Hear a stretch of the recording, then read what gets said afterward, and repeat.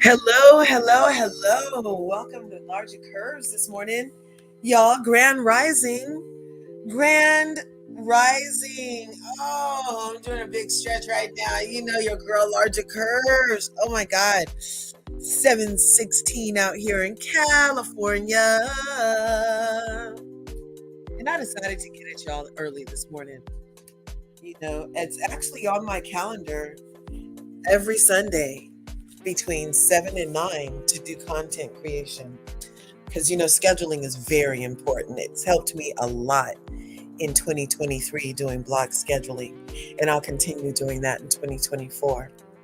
And I leave certain things on my block schedule, even if I don't necessarily get to it. It's like I always leave that time etched out for it. So I've had content creation for my Curvies on here on Sundays. Oh my gosh, Miss Bugs is in the house. Thanks for coming through. Appreciate you. Grand Rising, Grand Rising. Naughty Love, thank you for coming through. You're a mod, aren't you, Naughty? Can you drop your link so if the people don't know where to find you, they can? Yes, hit that like button. I appreciate it. On your way in, smash my like button, smash the subscribe button, and ring my bell, okay? So that other people can find us over here. You know, slow and steady wins the race. I don't have to be a rocket, but slow and steady is winning the race over here. So I am always welcoming new curvies to the Curvy crew. Thank you so much for being here. So, yeah, this morning is just like a freestyle. I can drop the link. We can talk about whatever, because that's what happens when you freestyle. Now, I always use words like I'm an 80s baby. I grew up with gangster rap, and I grew up with the first rap. What was the first rap? Rapper's Delight. Remember that Rapper's Delight song? Yeah, so I know a good freestyle when I hear one and see one, y'all. So I love referencing like 80s kind of things. So, yes, today is a freestyle. We'll talk about it all. There are some things like let's start with a little education. You know how I've been saying Grand Rising for some time now, right? And so I'm into the etymology of things, like the word that started it all for that. And I'm into like why we say it this way now and if it's changed at all or morphed at all over time. I'm into that, right? So um etymology, grand rising versus good morning. Now I've had people be like, well, you're one of those grand rising people. I'm like, yeah, of course, because you rise in the morning and it's a grand event. Duh. But when you say good morning, has that ever really felt right to you? Like you would even make it say morning instead of good morning. Like to me, I always thought of morning for a funeral. And I was like, why would you be starting your day with something that you do after a funeral or, after you've lost someone? And I heard recently from a Black historian on Instagram that my inclination was right. Morning is, in fact, not because it's the morning time. The word good morning was a slight to slaves. Yeah, I'm starting early this morning, y'all. Was a slight to slaves who had their loved ones killed the night before and had to get up and go right back out and work for massa, y'all. And the overseer and the plantation massa would be like, oh, did you have a good morning? Because you got to get back to work now. Did you have a good morning? Because it's over now, back to work. And like they were really just like playing with the slaves. I'm going to look for this thing and try to find it for you guys because I was like, oh my God, is that what it meant? Oh my gosh. No wonder it never really resonated or made me feel as on point as when I say grand rising, That just feels like I'm doing something about me not wanting the morning shadow. Have you guys ever heard that before? That good morning is what the plantation people used to say to the slaves the next day after they, plucked with them and stuff. Let me see if I can find that. I'm pretty sure I sent it to my mom. I've been sending my mom all kind of stuff when I'm like, I don't believe it.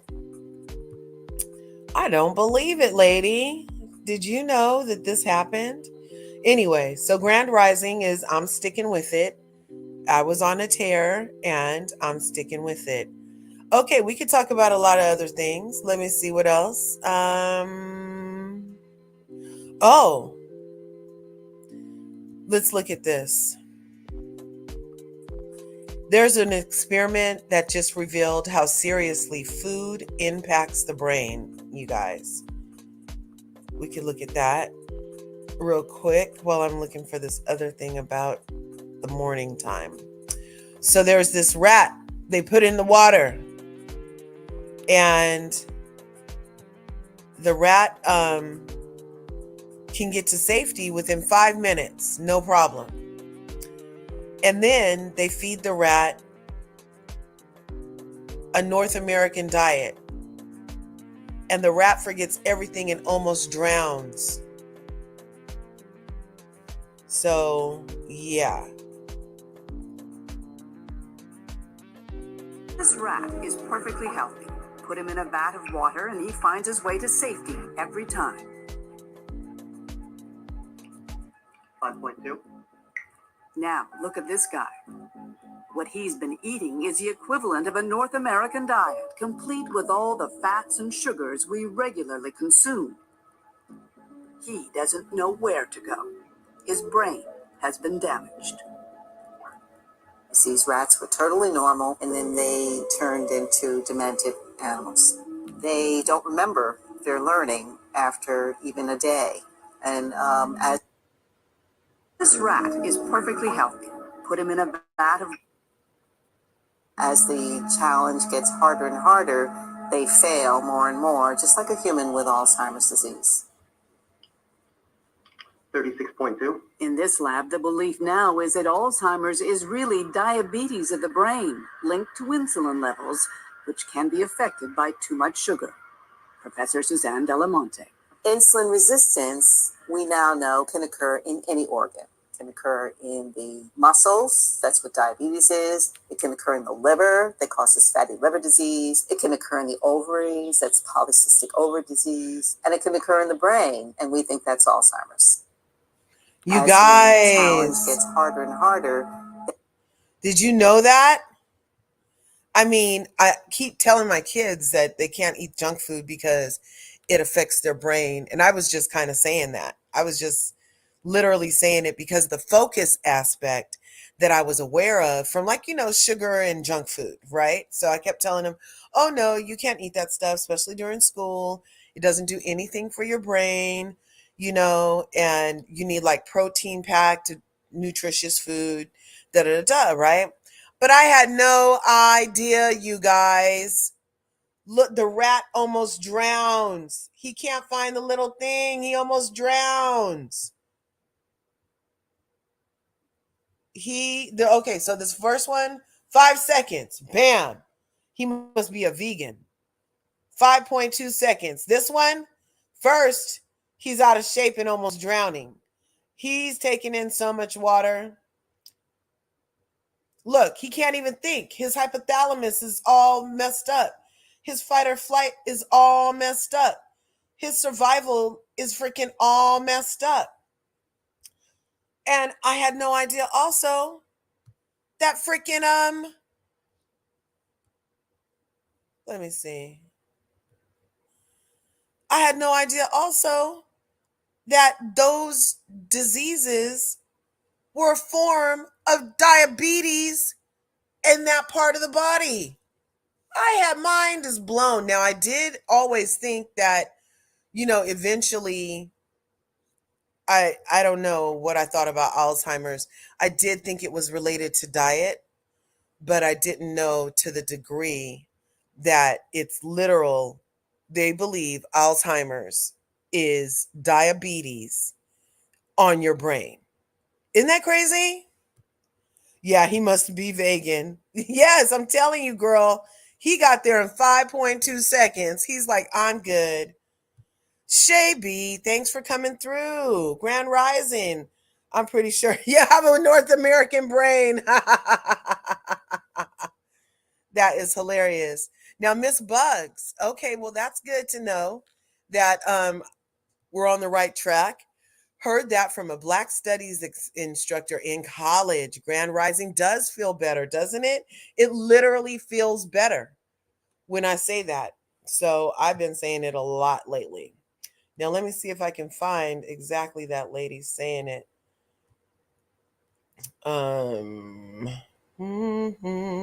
Okay, and then I am one of the people that believes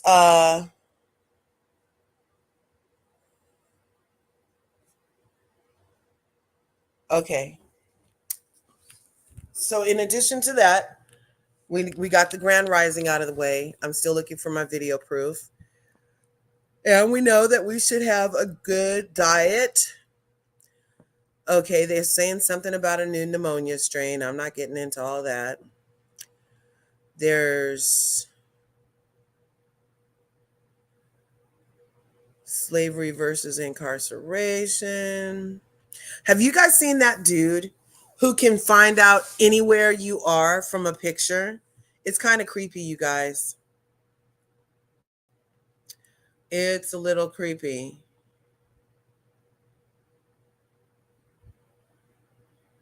But I can find anything. So I found the original post, the photographer. Uh-oh. Found where this shoot from the same photographer was taken. Okay, it's this one. Where'd he go? Sorry, you guys. Oh, here it is. This dude. So he can find anything anywhere. It's kind of This creepy. person said there's no way I could find this tree. But I can find anything. So I found the original post, the photographer. Found where this shoot from the same photographer was taken, which is this conservation preserve in Illinois. Knew it would be nearby. Used the context of the other photos taken on the same day. Identified this flower. Sorted every conservation that had these flowers. Used the conservation areas left to match the water in the back, using this tree, where I found the exact tree in this photo, in Captain Daniel Wright Woods Forest Preserve. This person said there's no way. Isn't that crazy? But I can find anything. So I found the original post, the photographer. Found where this shoot from the same photographer was taken, which is this conservation preserve in Illinois. Knew it would be nearby. Used the context of the other photos taken on the same day. Identified this flower. Sorted every conservation that had these flowers. Used the conservation areas left to match the water in the back, using this tree, where I found the exact tree in this photo, in Captain Daniel Wright Woods Forest Preserve. This person said there's... Isn't that amazing, you guys? Like, that's a little amazing to me that he can look at a picture. Because, you know, on level 8, you think that you could be someplace and they not know. But this dude, he must work on level 23 where you can find anybody anywhere. Okay? Isn't that amazing? Okay, that's kind of freaky to me. Let's see. I'm still looking for the Grand Rising. Oh, this one was funny. Have you guys seen this one?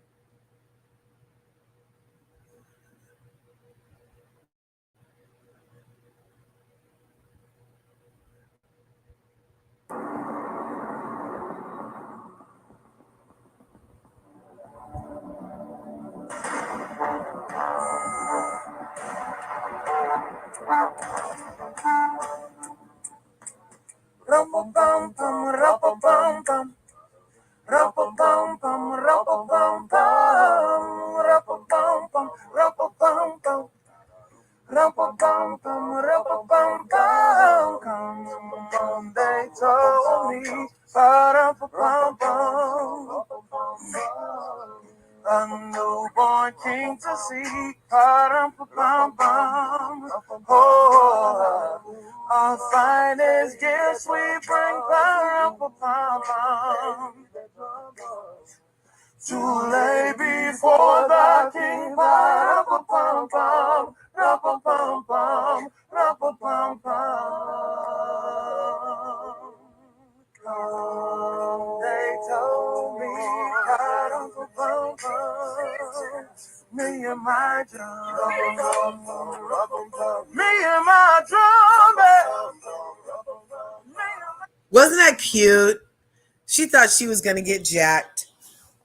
And they ended up singing one of the best renditions of Drummer Boy I've ever seen. Okay? Yes, that harmony was on point. Had us dancing, gentlemen. That was hilarious. Yes, Miss Bugs. Oh my God, 7 months? They're definitely trying to poison us with this feud.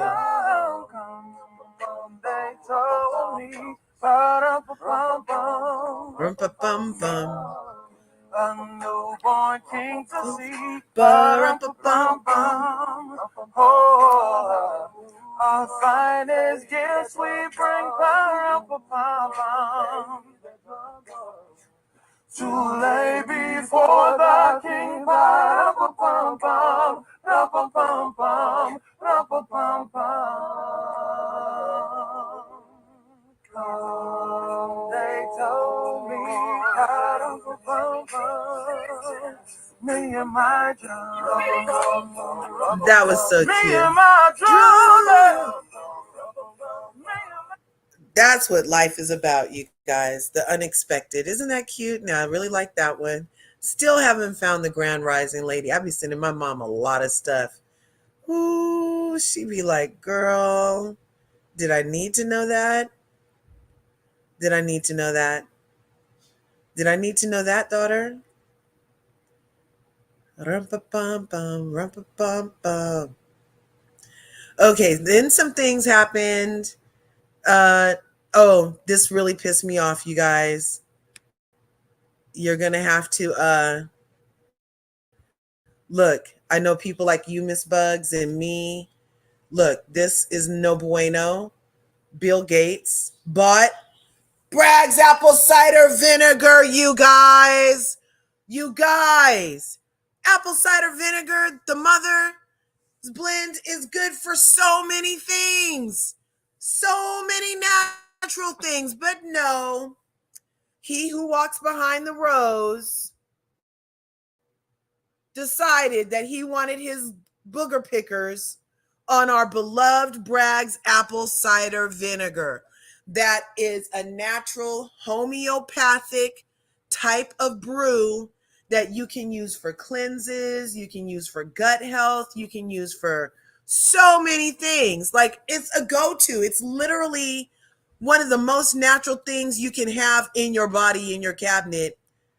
If you have apple cider vinegar, Bragg's before Bill Gates freaking formula, some turmeric, some lemon, some honey, and black pepper, you have a whole freaking alchemy thing for health in your possession. But now you're going to have to take the Bragg's off because old boy bought it this week, you guys. So this says it's from 3 days ago, but I know that that would only put us to Wednesday. I heard he bought it the first part of the week, so like Sunday, Monday. And so if you currently have, in my opinion, allegedly, if you currently have a bottle of Bragg's in your house, it has not been tainted, in my opinion, by Bill Gates' appeal appeline things that he wants to use in the damn apple cider vinegar now, you guys. He's already changing the ingredients. He wants to put appeline. Bragg's apple cider vinegar. Bill Gates bought it. Oh, God. Bill Gates now owns one of the few natural healthy tonics we had, and he's putting the apples in it With Oh, the appeal? the appeal, the creepy ass. Oh, what is that? That's like a coating that they spray on the outside of Like vegetables. some schmegma to keep the apples preserved longer. Is it just apples? For Costco apples to stay fresher longer. But what is in it? I would love to know. Ugh. I would love to know. These motherfuckers, they get stuff out there before anybody's aware that these things are a problem, and then like years later, like, what's in it? Talc, asbestos. Yeah. And then you don't find out till later. So it's talking about this and just being like, being suspicious about like, should apples last for 4 weeks? And then I guess he owns half of the McDonald's potatoes for the French fries. You know, Bragg's apple cider vinegar. Yeah. Uh-huh. Bill Gates bought it. So, Okay, so Bill Gates bought it, and we already know that he has this crazy idea, this misnomer that there's not enough space, that everything's lacking, failing, and he needs to help curb the freaking population. And any place he goes to do his stuff, the people end up fucked up after he leaves. The locals end up fucked up. And they can't even sue because he went over there on a mission trying to help them. I'm doing all kind of air quotes. You guys can't even say. Everything I'm saying about him is air quotes. He does an air quote mission to try to air quote help him. Yeah, they end up messed up. They can't do nothing. The whole town of India got polio after the people left messing around with his shit one time. So he buys Bragg's apple cider vinegar. He wants to put appeal. I was calling this shit appeline, you guys. He wants to put appeal in it, like it's appealing, but it's not. If you have to name something appealing, then you'd already know it's fake if you had to name it that, because it should just be, in my opinion, allegedly.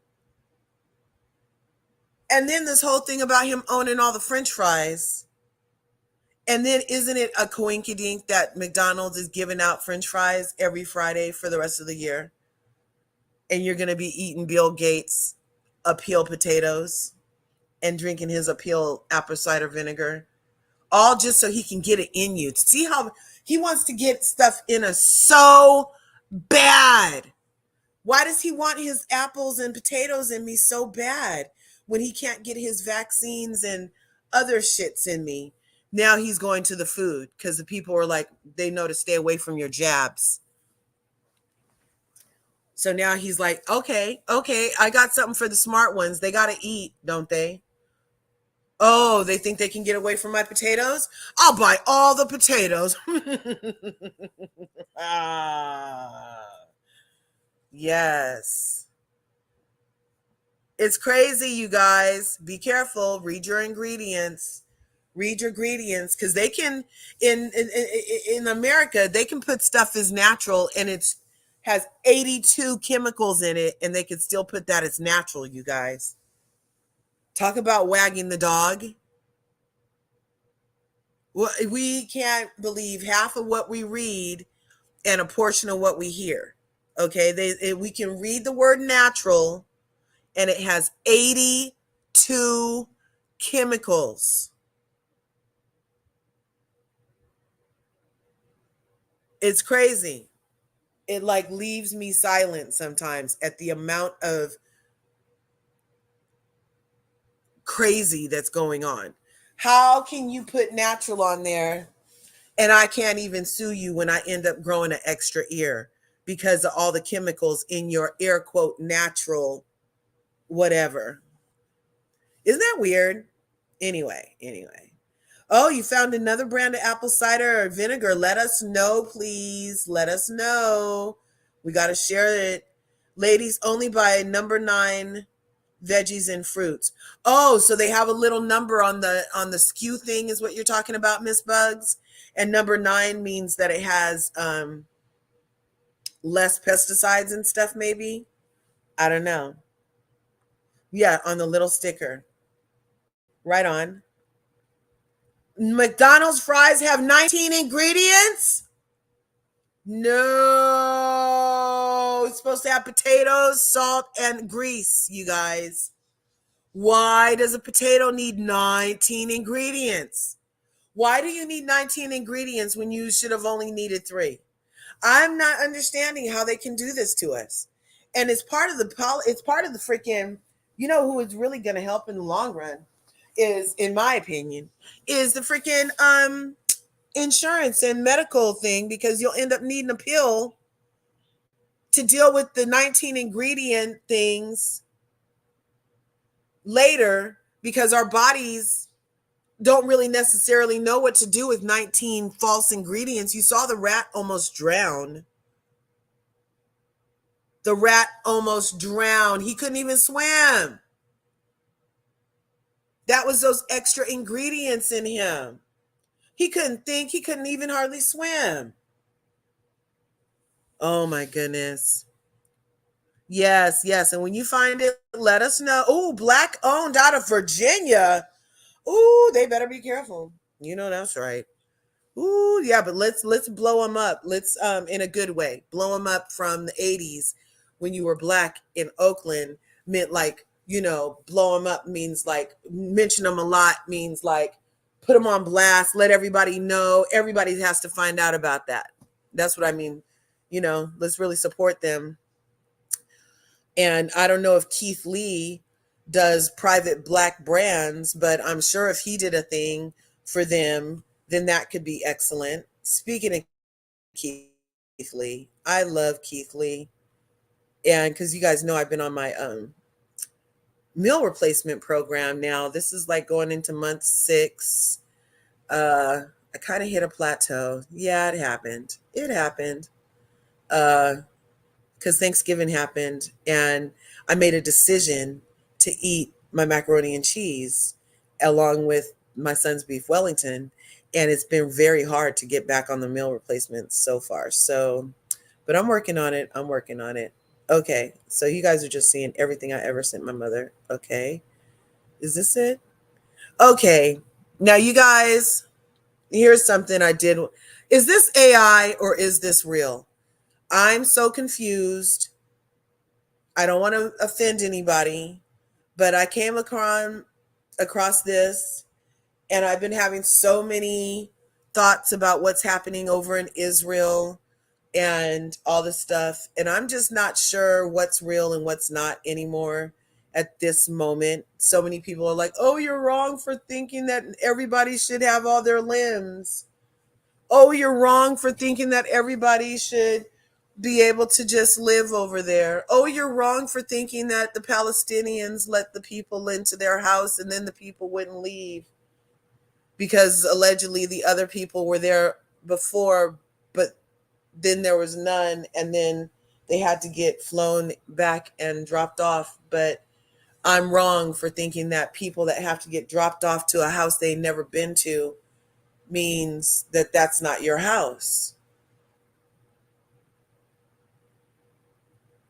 So when the colonizers came to America, there were indigenous people already here. So how is it the colonizer's house if that was the indigenous people's house? That's just my thinking, you know?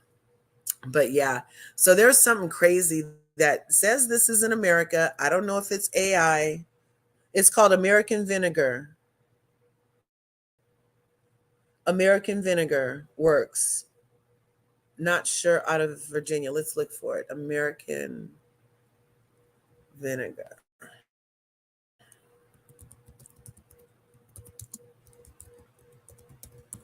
Did I spell it wrong? I'd be spelling stuff wrong. Oh, American vinegar works. I don't go to sponsored sites, but we'll go to their real site. Small batch vinegars, flat rate shipping, free shipping on orders over 75. I'll go ahead and get on their mailing list. Isn't that nice? So we make great vinegar because we love to use great vinegar. We think you deserve some too. So they have extra virgin olive oil, California organic, apple cider vinegar from the tree apple cider, $13. Essential Plus vinegar sampler, five bottles for $32. And you get the sampler has a starter tasting kit. Let's see what they have in here. Ooh. So they have a rice wine vinegar, Chardonnay, an apple cider, a red wine, and a beer malt vinegar. Ooh. I bet those are yum. Essentials Plus, nice. So this is a real site, you guys. If you want to go get some non-appeal vinegar, you can invest in this small batch, barrel aged, fermented and raw, New England made vinegar. Okay.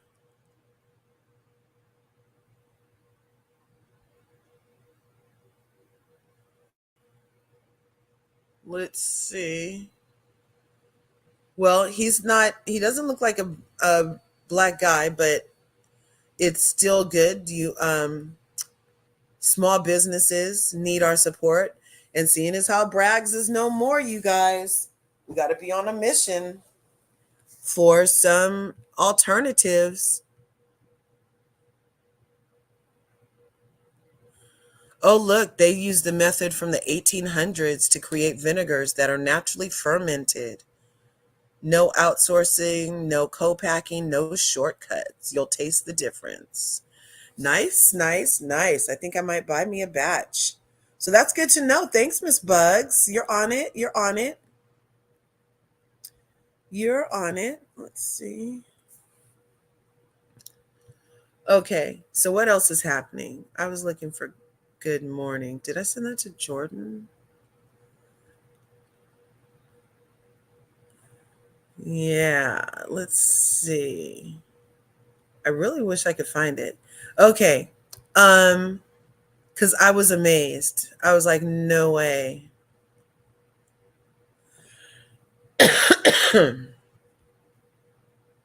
I was bipping before I was bipping.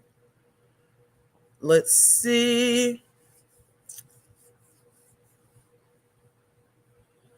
Okay, well, I didn't send it to anybody. It looks like I kept it for myself. And now I can't find it. Oh, you guys, so did you ever wonder why in Africa Africans aren't in control of anything? I always talk about that Belarus thing or the Berlin Conference thing. I say the things wrong. I know it starts with the B. Anyway, a lot has been coming out about that because it was the anniversary of it, the Belarus thing where they divided up Africa. Have you guys ever seen Bam Josh on Instagram? Check him out. He will help save you guys money and stuff. Let's see. Oh my God. Did you guys see that poor girl who got her nose broke by that guy and then she got suspended? Well, he finally got arrested for hate crimes. That was good.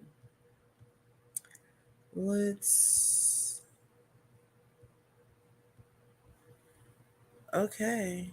Okay. Anything else? Oh, that was funny. I don't know. I don't want to offend anybody. My sense of humor is crazy. Crazy. Okay, now you know I haven't really been talking about Diddy over here because that's a lot of energy I don't need.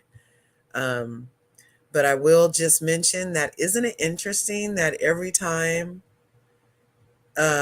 somebody that worked for him says anything about him, how then they just kind of end up MIA.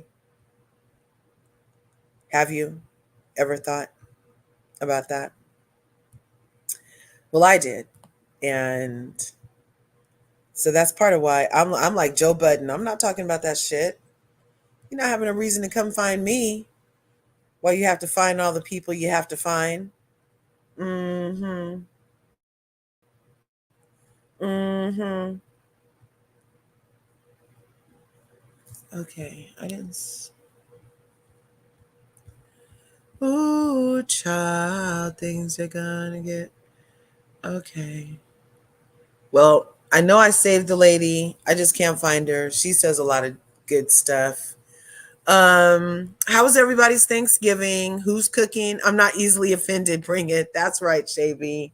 I heard it. I heard you. Okay, let me see what I can find for you. But okay, if you're not easily offended, then there's a couple of things. And to anybody who is easily offended, I just want to say I love you and I'm sorry ahead of time. Let's see. Let's see. Okay, so let's talk a little bit about Monica Garcia. I love Monica Nikki Garcia from Real Housewives of Salt Lake City, you guys. And I'm not sure. I don't, oh my gosh. So on Real Housewives of Salt Lake City, I don't feel like those hoes should be able to ice out Monica. And then for what? Because Heather is suing her? They need to leave Monica. Like, why are they not filming with her? Why is she sitting over there with Meredith and Whitney? Why is Mary on the couch with the worst people ever? How does she end up on that couch with the inbred wrinkles and Angie K's sunglasses? Why is Mary on that couch, the boring couch, the lying, boring couch, the lying, boring, pick me couch? I don't know. Why does she have to sit over there unless she fell out with Meredith or she didn't want to sit next to Whitney, the little girl? But why is the little girl over there? Why couldn't the little girl be over there? Because she was Lisa's friend till yesterday. Anyway, I think they need to give Monica a lot more leeway. I don't think she came in hot. Like, she did not come in as hot as Nika on Real Housewives of Potomac, all kind of bitch to somebody for no reason. She didn't come in that hot. She came in, she tried to fit in with the ladies. She told all her secrets first. They didn't have anything to hold over her head. And now, for some reason, once Leatherface, Heather's inbred chin, found another booty cheeks to rest between, and she likes little flat booty cheeks. So just in case she wants to make an escape, she can. So first she was between Jen's booty cheeks and would not come out to see the light of day ever. And now that her booty cheeks are in jail with Elizabeth Holmes or whoever that girl is, did you notice how Heather was just like a freaking fish out of water without being between the cheeks of somebody else? And now that she's resting comfortably between the cheeks of Lisa Barlow, now she has all of this. She can see clearly all the other women's, specifically Monica's, wrongdoings. I don't get it. I don't know why they don't just call Heather the pick me of the year. Like, she is the girl who never got picked for a dodgeball, and now she's getting picked for dodgeball, and it's so pathetic. It's really kind of sad to watch her like pick me, pick me, pick me, pick me, pick me. She wrote a whole book called Bad Mormon and can't stay out of Lisa's ass. Bad bitches stay out of asses. That's all I know. If you really bad, you don't need to live in anybody's ass. But that's also part of Heather's problem, is that she only says she's bad. She's not bad. Like, I think, like, and even the book title we find out now is a misnomer, where it's more of a question: is she a bad Mormon because she didn't do these things? So she's just playing with words and playing in our faces. She hasn't really even had a storyline besides running after a freaking bona fide indicted criminal. Lisa Barlow, what, she drinks Vakita Vaquita, she drinks Vaquita. That's Vita tequila.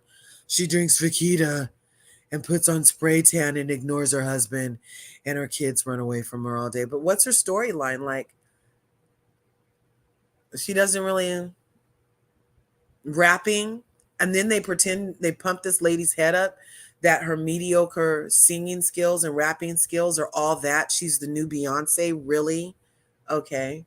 And then Whitney does try to give us a little here and a little there and a little storyline over there, but nothing really carried us through. Like the way she came in with her dad from season, those first seasons, I thought for sure she was going to be able to carry something through, but she has a storyline one year that the next year you never hear about it again.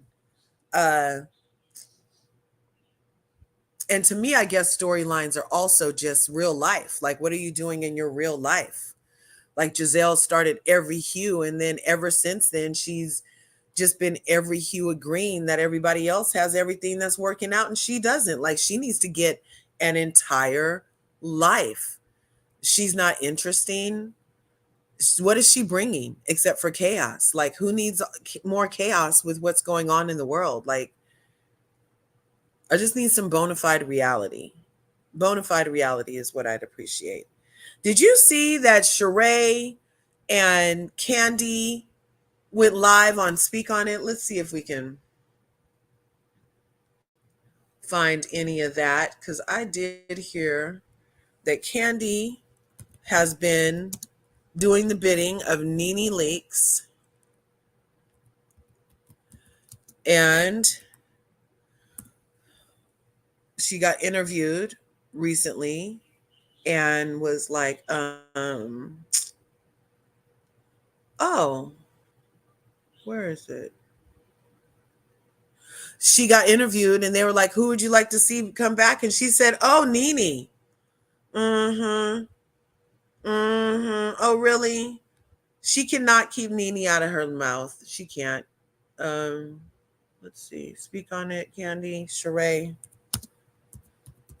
Because I didn't know if it was from recently or what. Because I thought she only does her Speak On It while she's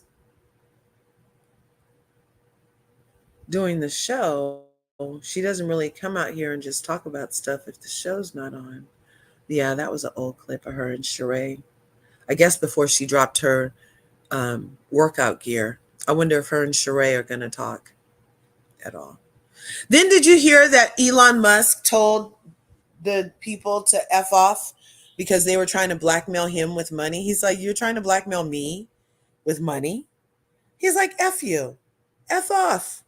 So, yeah, that happened. Okay. Ooh, child, things are gonna get easier. Child, things will be brighter. Let's see. Okay, one more thing. You like her too? Yeah, people are mad at our favorite though, Shay. They're like saying that the people are really, there are vloggers in the YouTube streets that are literally telling the lie and reposting the lie and talking about the lie that they think that Monica stole that $60,000 thing from Lisa. And I'm like, that's so harmful. Why would anybody say that when Heather's Leatherface was in the stall next to Lisa with her feet up so that she didn't know that she was in there? I think if anybody took it, it's Leatherface, because she also took Giselle's bottle and didn't say nothing and let other people get blamed. So that's her MO, you guys. That's her MO. Let's see. Okay. Oh, and I just found out my husband's always talking about, oh, they make the weather, they make the weather. I'm like, husband, it's winter. Of course it's gonna be raining. He's like, yeah, but they do the heart machine and stuff like that. So when I saw this, I was like, uh-oh, he be telling the truth. Let me see. Where can I go? Right here. So in Dubai, artificial rain is regularly created through cloud seeding, as natural rainfall is rare, and that rains are announced a day in advance because they literally make rain, with temperatures in Dubai regularly surpassing 115 degrees Fahrenheit. The government has decided to take control of the scorching weather.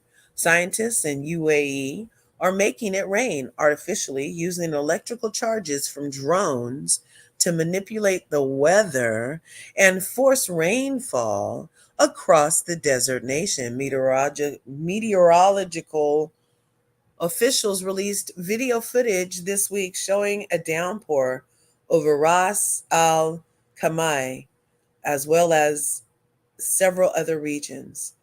In 2021, the method of cloud seeding shows promise in helping to mitigate drought conditions worldwide without as many environmental concerns as previous methods involving salt flares. Isn't that crazy? You guys. So they can make it rain like they're in a strip club anytime they feel like it. Anytime they feel like it, they can make it rain like it's a strip club. Okay. Let's see. Did I?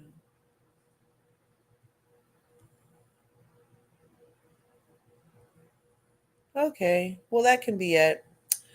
Um. Yeah. If I come across that thing again, I'll definitely favorite it so that I can show you these little snippets that I find. I swear, you guys, freaking Instagram and TikTok are more educational than the American school system. I'll just leave it there as we're coming up on our hour. If nobody's going to come up, I'm not really going to. I already talked about all the housewife shows. We did Beverly Hills. Well, wait, was that last week we did Beverly Hills? Because we saw Beverly Hills this week. What happened on there? Oh, Kyle is vile. Vile Kyle. She's like just weird. She acts like she can threaten everybody and yell at everybody and say stuff and make stuff slip and act like she didn't know that wasn't supposed to get out of the bag, and then fake like she um gets a pass, but nobody else can. She's like, you threatened me, and making such a big deal out of it. Look, I always thought that Kyle would be happiest when she finally lost the weight she thought she needed to lose. But she's just meaner. I don't know what's going on with Kyle.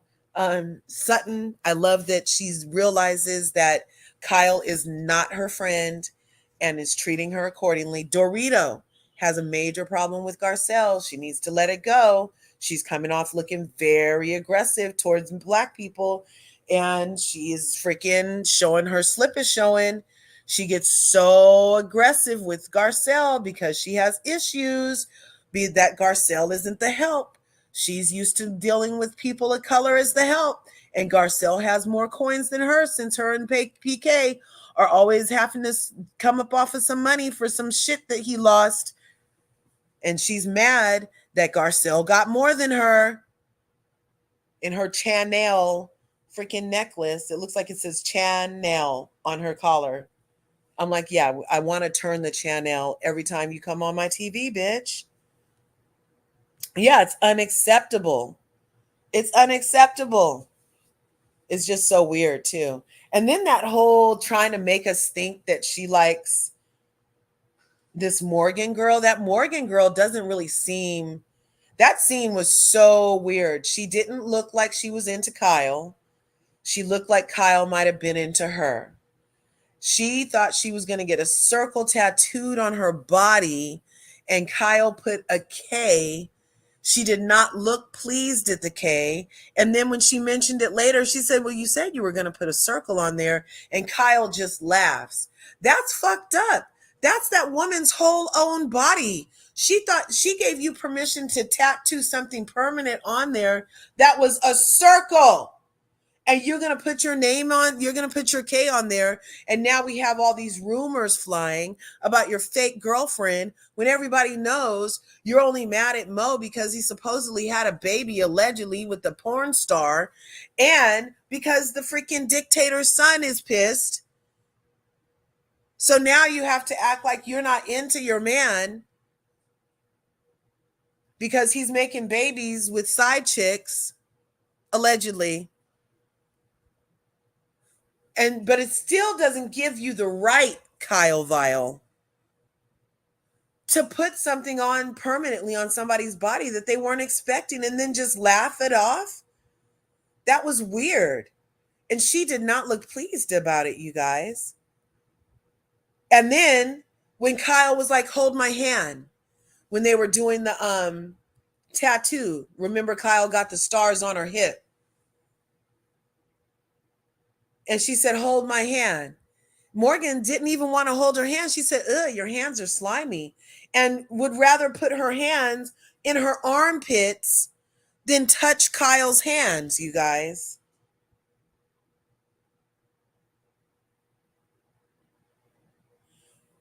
Look, they're not fooling me. Morgan is not into Kyle. Now, Morgan was at BravoCon last year with Kyle. They did go in together. She was like there. Ever since last year, Morgan's been on Kyle's arm. So, but I don't think that they're gay together. And then people are trying to make it like, oh, her tattoos, she's kind of butch, she's this, that. Please. Kyle is not gay with Morgan, in my opinion. That's just Morgan doesn't even look like she's into her.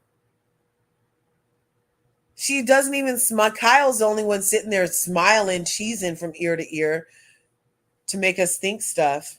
And then she kept saying things. Oh, now the rumors are going to start. She puts a K on the lady when the lady thought she was going to get a circle K. Get it? How apropos. Isn't there a freaking chain of convenience stores called Circle K? So she thought she was supposed to get a circle. She puts a K on her.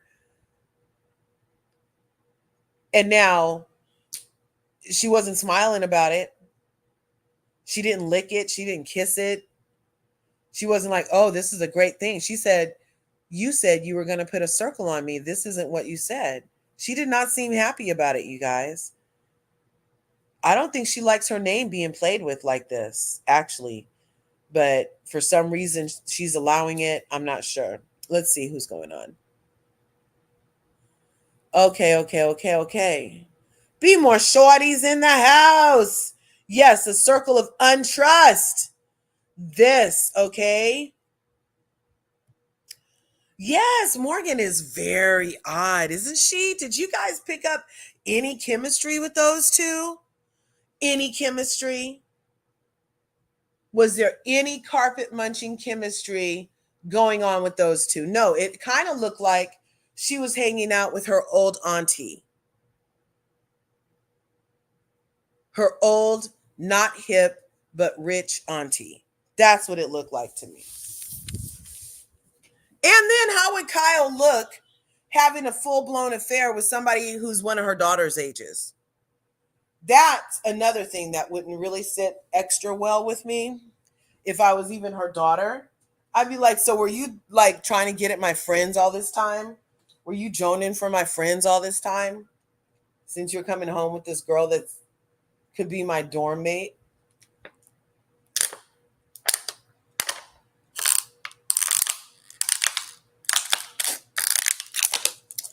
Ah, that was water. Okay, I've been talking for an hour. And I didn't even have water. Wet my whistle. Yes, no chemistry at all, Be More. It's so amazing. They're trying to force feed us these fake narrative storylines. And then how she's so Mauricio's cheating on me. Like, she wants this story out there, you guys. All the other ladies have been very indiscreet with their questions. Very indiscreet. I didn't even know what the hell damn Sutton was talking about when she said, are you okay? I didn't even understand what she was talking about. But since Kyle wants this story out so bad, she takes 3 words and cries to Dorito about how it must be about my marriage. But nobody said it but you, Kyle. So that's another reason why I feel you are playing in our face. Because you're the only one bringing it up, but you're acting like other people are bringing it up to threaten you, but you're the one that bringing it up. I can't with Kyle. And Krista Maria is right. There's this whole Ozempic lip thing going on where the fat that's usually keeps your lips plump, especially on your top lip, it ends up, the fat there goes away when you're on Ozempic. And you end up looking like your mouth is kind of drawn on top, though. It's the weirdest looking thing. And it's very distracting. Once you see it, you can't unsee it. And you start looking and you're like, damn, she has it too. Damn, she has it too. But the first way you can tell who has it is if they're Skeletor skinny and all of a sudden not drinking, because you projectile vomit if you're on Ozempic and you have any type of alcohol. You just can't do it. You just can't. So that's all these forced sober stories happening right now. Oh, I cussed your son out because I was taking meds and drinking, but I don't do that anymore. No, bitch, you're on Ozempic. You're on Ozempic. You found something else to do. Kyle, oh, I don't drink anymore. And Sutton's been drinking vodka. She drinks a lot of vodka. Shut up, bitch. You're just jealous that you can't drink anymore. And we can see it on your lip. Like we see on your lip, there's Ozempic happening. And I feel like Kyle is really actually triggered that she can't drink because she likes to drink. And now she can't drink. And so she's having to pretend like she's with this not drinking and that it's her choice not to drink. And now she has to make everybody else's drinking a problem. But it's because she's on Ozempic that she can't drink. In my opinion, it's an opinion. Hey, she has the lip and yeah, she has the lip and she's not taking a sip. That's Ozempic. And what's good? Hello. Her music sucks and you love country music. Now, if her love isn't deeper than the holler or stronger than the river or wider than on the whipper trail on the whipper hill, I don't know. But Randy Travis was the last good country singer that I listened to was Randy Travis when his love was longer than the song of a whippoorwill. Mm-hmm. But I love Dolly Parton. And there's some other country singers out lately that have been trending on Instagram that I saw, but I have never heard one of her songs. And her voice sounds like she ate a gerbil or something, doesn't it? Like Morgan's voice, it sounds like this. Well, you said you were going to put a circle on me. Like she sounds like she's like a Bratz doll or something. I'm like, I was not expecting that tiny squeaky voice with all of those tats. The two didn't go together. I thought her voice would at least sound a little normal, but it sounds like she was sucking on helium and then said something to Kyle. Yeah, I haven't heard any of her songs and I'm not interested. Yes, the Ozempic thing. I don't watch too many reality shows, right? Hey, Curves. What's good, Corey?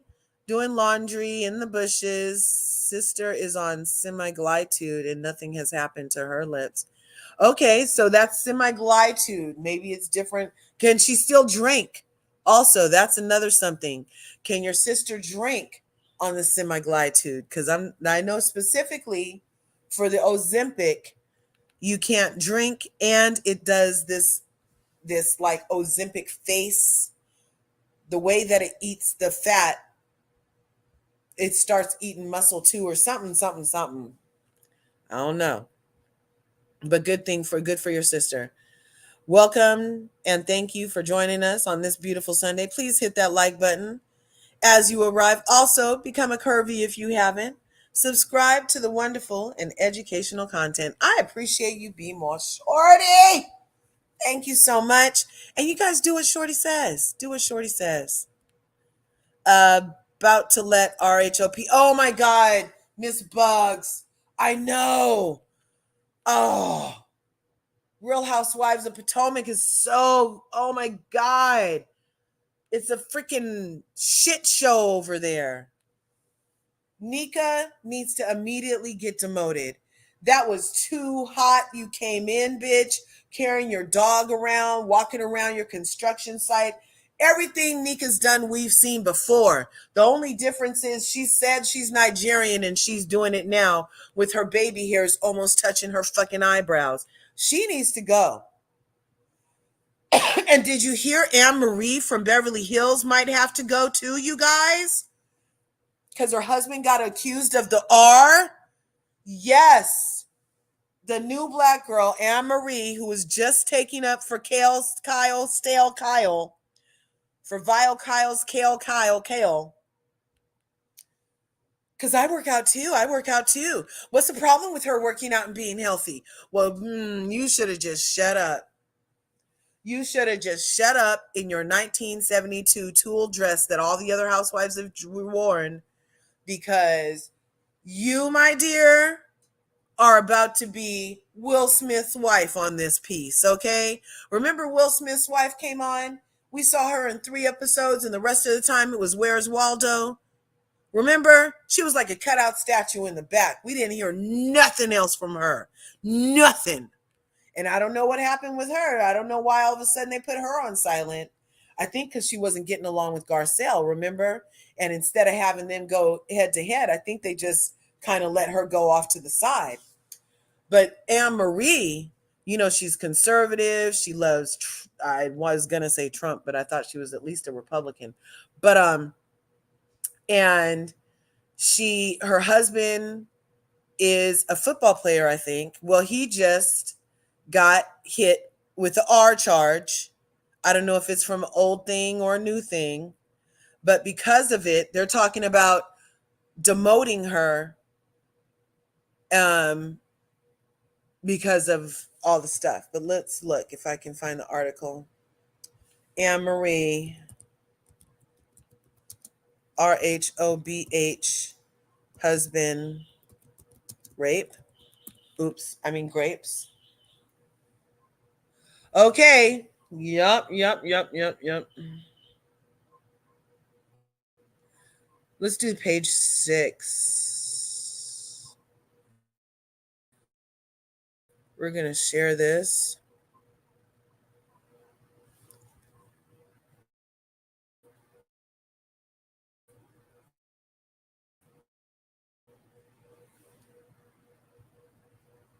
It just happened on the 22nd. Are you going to show my shit? Come on now. Am I lagging? I got fiber optic cable. But I feel like my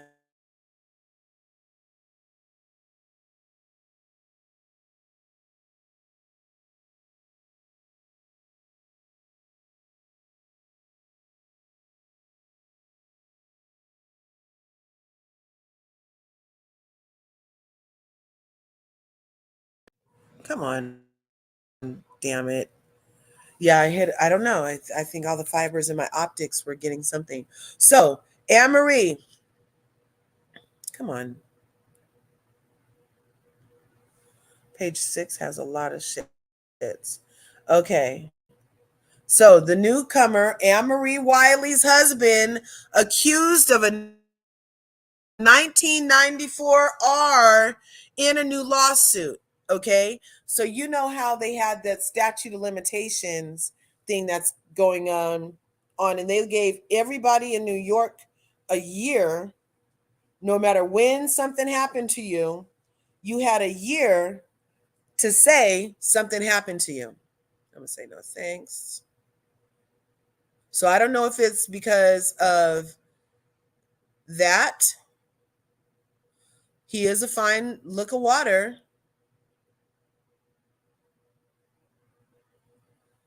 And people tried to make her Tanya Sam. Well, not people. My friend Mims, he says that she's very Tanya Sam, but I love Tanya Sam, and I'm not going to make Tanya Sam her. Tanya Sam gets to stand alone. Okay, so the husband of Real Housewives Beverly newcomer Anne-Marie, a student who attended Columbia University at the same time as Marcellus Wiley nearly 3 decades ago, sued him Tuesday. New York Supreme Court. See, it's part of that. In the New York Supreme Court under the Adult Survivors Act, alleging that he attacked her in the fall of 1994 when he was a sophomore and star football player. According to the suit, which was obtained by the Post, he forced himself on the woman in her fresh room dorm room. The woman alleges that Marcellus, 48, ignored her verbal objections and took her virginity, which she claimed later drove her to attempt S. Oh my gosh. His actions were intentionally designed to cause the plaintiff severe emotional distress and were taken with reckless disregard for the significant substantial probability of causing severe emotional distress, her lawsuit stated.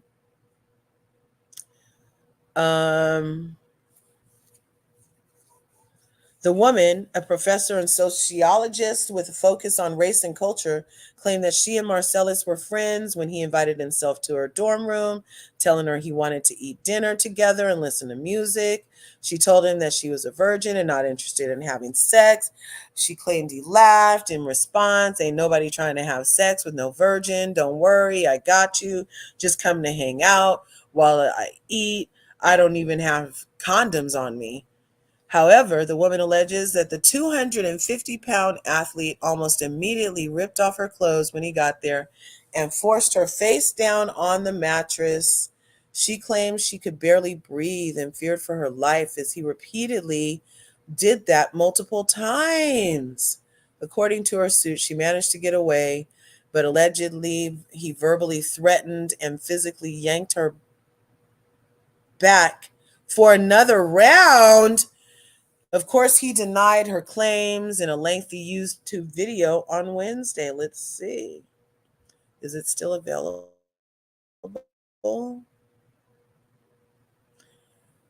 Hope this isn't triggering anybody. You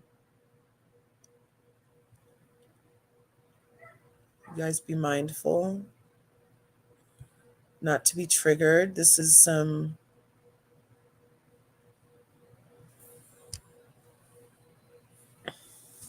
is it gonna, it's an hour and a half? Wait, he did an hour and a half video?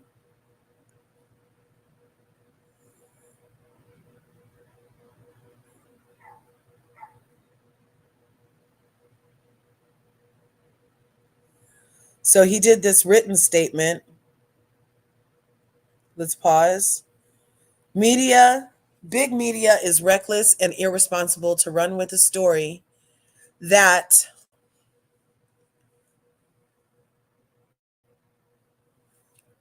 is a flat out lie. Everyone should be innocent until proven guilty.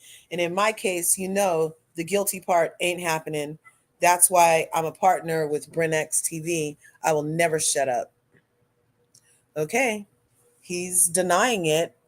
And hey, he has to deny it. I mean, it's that long ago and he has to deny it. I don't know. It's interesting to me that the cases that are coming up for this New York thing, so far, all of the people have been black. All the men have been black that have been had this brought up. I haven't seen it reported on any other people groups that this is affecting like this, like as far as big names. I don't know if it's because there aren't any or if they just haven't mentioned it. I know. I'm hearing it too. And y'all saying it too. I hear you. Talk louder today, Wiley, than you ever before. Never shut up. Oh, I'm not. This is that show where we talk those life lessons. Can you hear him okay? Sports and entertainment. And we cover the media like the media covers everything else with that same energy. And I'm bringing that energy to those reports today. So we're going to have a little fun. Y'all know this show is sponsored, brought to you by BetUS. So go to WileyWins.com and y'all got to log on. NFL Week 12 bets. I got mine in. I'll show them to you at the end of the show. Go put yours in and make sure you hashtag Wiley Wins and put your. I'm trying to get to your. Bayless is sitting there trying to have a conversation and theorizing on the way you should tackle when you're getting drugged down the field. Somebody dragging your ass down the field. How are you supposed to bring them down? And Richard Sherman is saying, look, that's a nice theory. Here's what is reality. Here's what you have to do in execution. You got a hip drop. And I've been in that situation before, obviously, before we even called it hip. And never shut up. And you guys have to go. So maybe his statement is just that written statement that he did, because I don't know that he's saying anything about it. Let's see. Let's go down to these. Maybe down here it says where he denies it.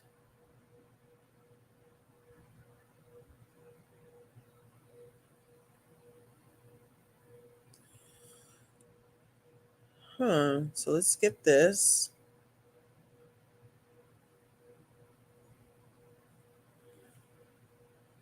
Or go on to projecttransition.org. Leave your email. That's great enough. Make this global giving community even stronger. But if you leave a recurring donation, like Mel Sean Shaw did overnight, you'll get this book, Never Shut Up. And I will send it to you. Thank you guys, all of you, for your over. All right, y'all. Let's get into this, where I'm addressing a report, not a lawsuit, no legalities. I'm on vacay, but I'm just addressing a report. Now, it's an article I read, so let's talk about that. So, I skipped over what's up with that dude today because this is what's up with that dude. I was on vacation, still am, when I got a text. Okay. So I wasn't going to film this week because partly it cuts into my family vacation time. Like, I really will plow through it, being real if it's just me. But my family is getting robbed of some moments. It takes an hour or so to do this. So, that's an hour or so you can be with the family, especially during that focused time of a vacation. So that was part of the reason I was not filming. Monday and Tuesday, you didn't see any episodes. I was trying to turn over a new leaf. I was like, you know what? When you're on vacation, relax. Put the shoulders down. The traps are too high usually. All right. Partly also because my kids all caught a bug. My little one, my itty bitty, my 3-year-old Olivia gave it to Araya. Araya gave it to MJ. They were wiped out to the point where they didn't even want any bacon. Oh, they didn't want bacon? They want to eat bacon. They got a problem. That's bad, yeah. So I had my hands on deck with that, but they're all fine now. Overnight, things got better. And the other thing was, look at me, y'all. I left my clippers at home. I ain't gonna lie. I ain't gonna lie to y'all. I left my clippers at home. So I was like, damn, I'm out here getting rough. A little scruffy out here, right? So, okay, don't rob the family. They're not feeling so well. And you looking rough, take the week off. But what happened was overnight, we're about to discuss it. I saw an article about me. And I was like, oh, in the spirit of never shut up, we're going to talk about that. So I feel a responsibility. I don't owe anybody anything, but I do feel responsible. There's a big difference. So I feel responsible that I have to be clear in my intentions, my directions, and my actions.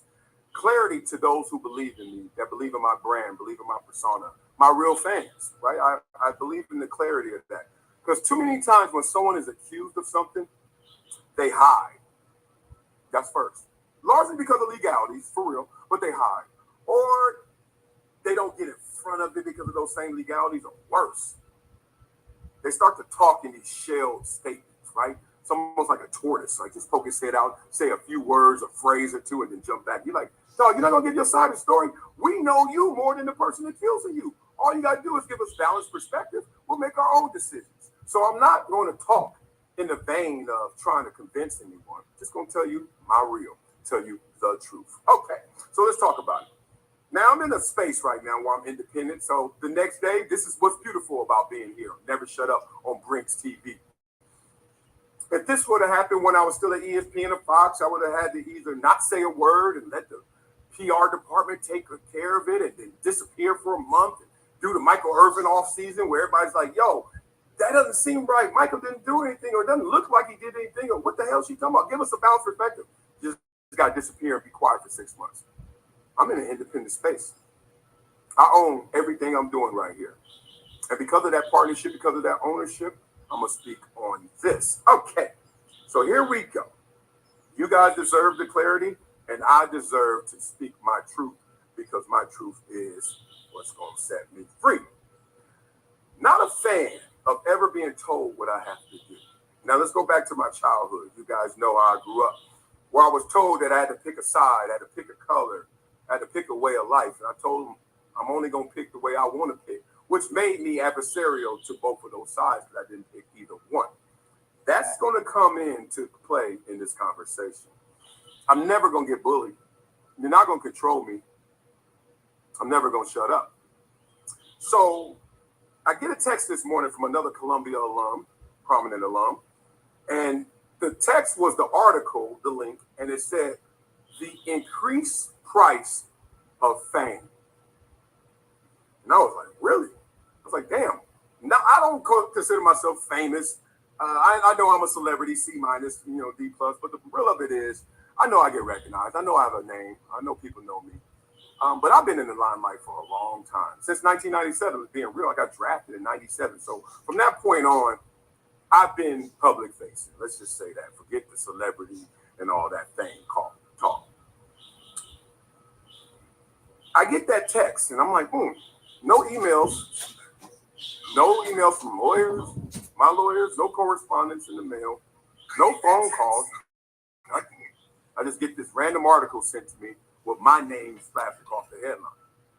And the first thing I thought about was all those people that I know who've been in that position before. And I've been there before. I got released and cut before through headlines. So it's nothing new in that respect. But what's new is what they're accusing me of, the details of it, and how most people in this situation. You guys, real quick, let me come to these comments because this dude, he's doing too much talking and not enough. I didn't do that shit. All the words he said so far, he still hasn't said, I am innocent. All the words that he just served us a Cobb salad, a blah, blah, nothing. He has not said anything. Let's see if he says anything, though. Come on. This one, I gotta close other stuff. Don't confront. They're not me. I'm about to talk through this. Okay. People got to remember, I am the son of Valerie Howard, rest in peace, and the grandson of. Okay, we understand. You're the son. You're the son.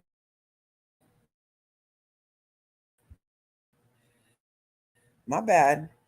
I don't want to mess you up, bruh. Internet, you guys. My bad. Sorry. Are you going to play for us? Grandma Blackie, Gangsta G, rest in peace, Velma Landers.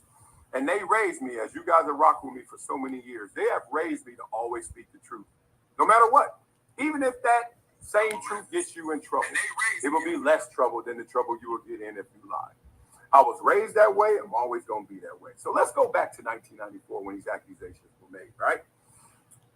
I was a skinny, trying to get bigger, but still pretty small, kick returner and running back.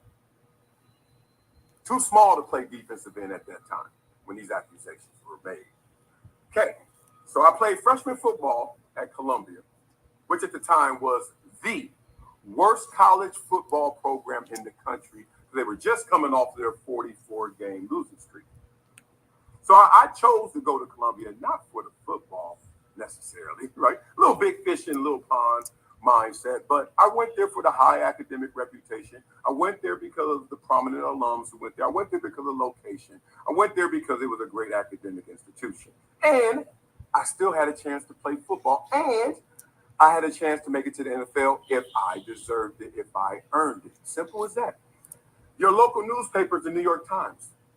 I played in New York City, the media hub. So I couldn't blame anybody but myself if I didn't make it. But I wanted to be a school teacher, but sooner than later, I was a school teacher trapped in a football player's body. But not in 1994. Oh, I wasn't even big enough to play DN, what eventually the position I moved to get drafted. So, there was a girl on campus that liked me. Freshman, okay. And I thought she was cute. But that was it for me because I knew she had a boyfriend. And at this time, y'all got to remember, this is before social media. This is before cell phones. If That's a good point, Shay. You like them, you better be talking to them in the moment. You better be talking to them right up. Other than that, you got to wait till they home and then call them and hope for that. I was not about that. I was a student. I was a football player and I already had enough girls liking me. So I Right wasn't on, Miss really Bugs. the one to do the chasing. But I would see her here and there, thought she was cute. That was it. She had a boyfriend. That was it. Then one night, because I knew she liked me, and like is a loose term for me, but I was interested if she was available. I was interested if she wanted to holler at me, basically. But she called me one night, and she called me to pick her up from the train station, which was right down the street. Now, pick her up meant basically walk her from the train station to her dorm. It's not like that deep. I was like, all right. And I remember doing that, and it was raining or it started to rain. That was the only thing I remember about it. Brief walk. That was it. I was all right. I'm going out. This is a lot of story, you That guys. was the last time I saw her into the night in question. Okay, let's talk about the night in question. The night in question was me picking up some food and me going over to her dorm. Now, invited, of course. And for those who have any doubts, any skepticism, I will walk you through every step. So at Columbia, I think all the dorms are co-ed, at least most of them. At least my dorms were. Her dorm was. So with a co-ed dorm, I think some of the security measures that they had was you got to check in with your ID. So she lived in one of the dorms. You had to check in with your ID. I remember going and get some food and coming over. I think it was Ollie's right there on the corner. People remember that. It's gone now. And I left. Thanks for coming, my ID Satra. at the front desk.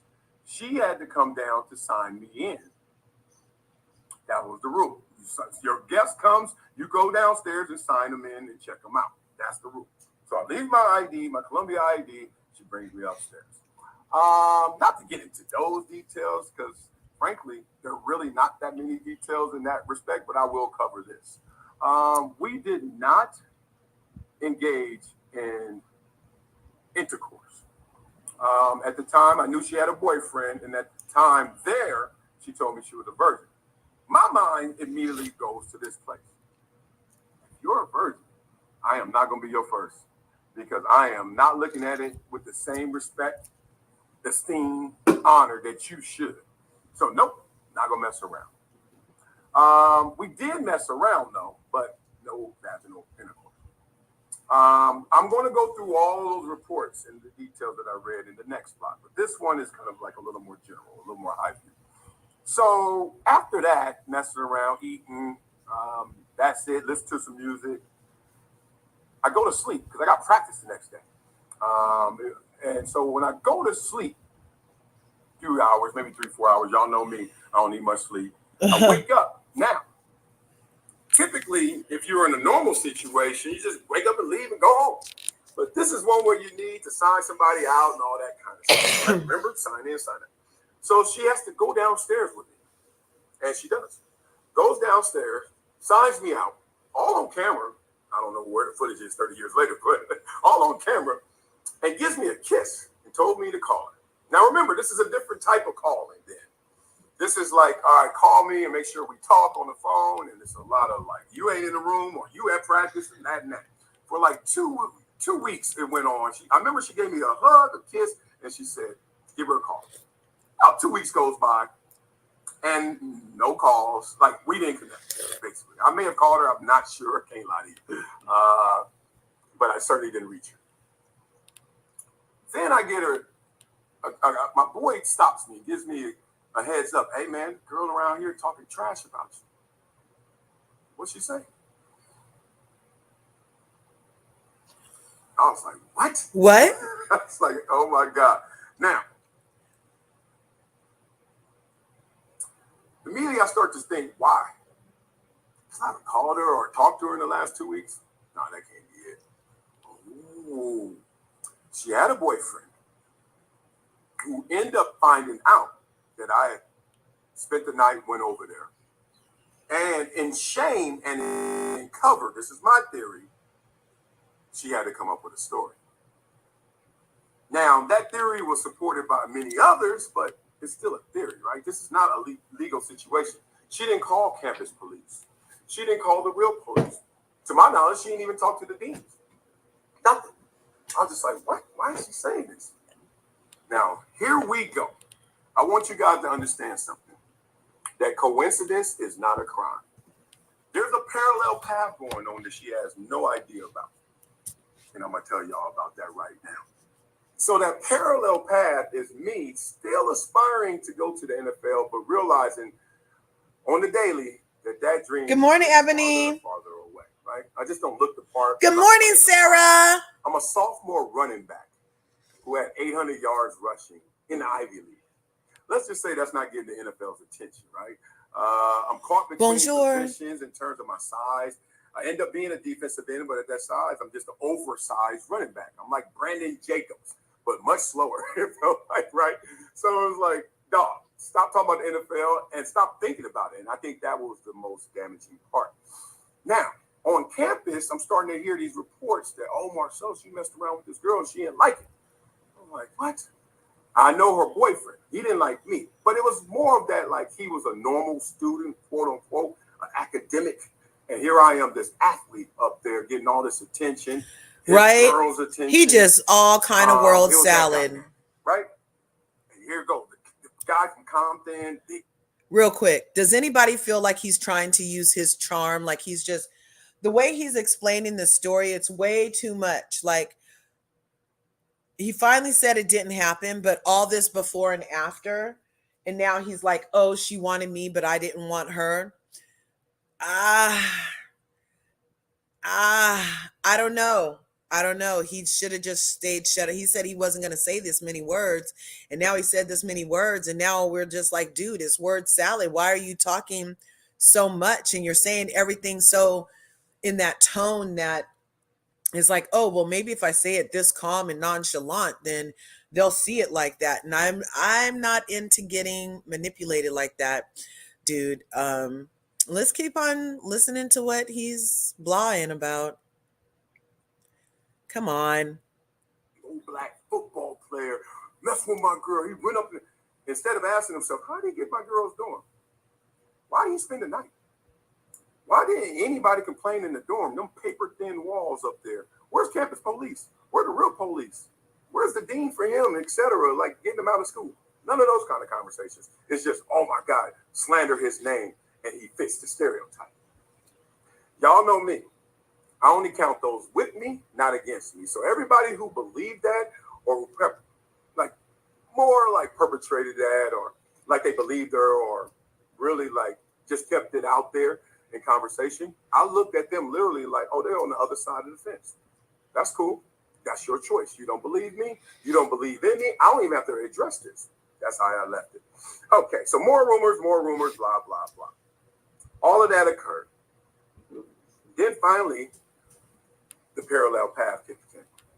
At Columbia, you don't get a scholarship, not an athletic scholarship. So for all y'all who've walked up to me over the years, like, damn, you went to Columbia on scholarship? No, I did not. There are no athletic scholarships. You have 4 years to graduate Columbia. The 5th year, you are paying. At the time, it was $40,000 a year. At that time, also, you got to remember, I am not on pace to graduate in 4 years, and nor did I want to, because I needed to redshirt. Now, how do you redshirt at an Ivy League when you're not even given a scholarship athletically in the first place?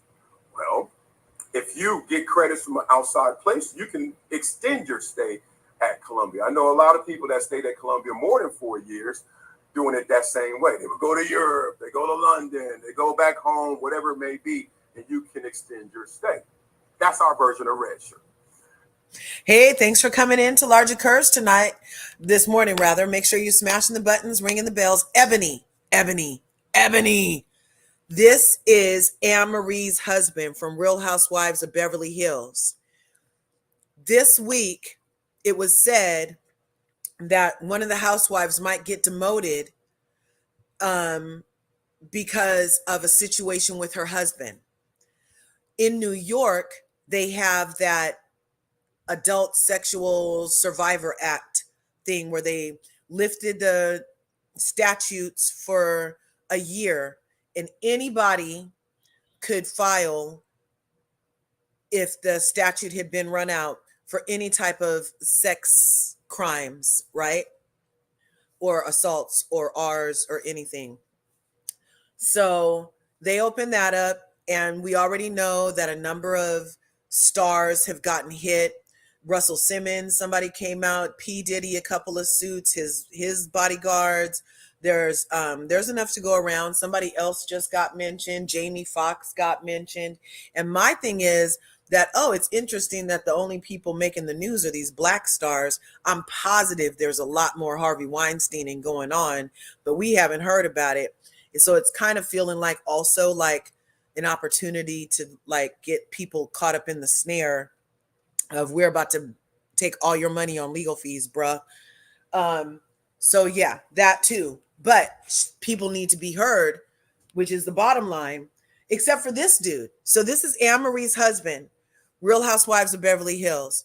She looks kind of like Tanya Sam. We just got introduced to her finally this week. And Marie, when she was on Real Housewives of Beverly Hills, taking up for Kyle this week against Sutton for no apparent reason. For no apparent reason. Like, I know for a fact that these two ladies must have had a talk before they got on thing that she was going to be her black friend since Garcelle doesn't act right.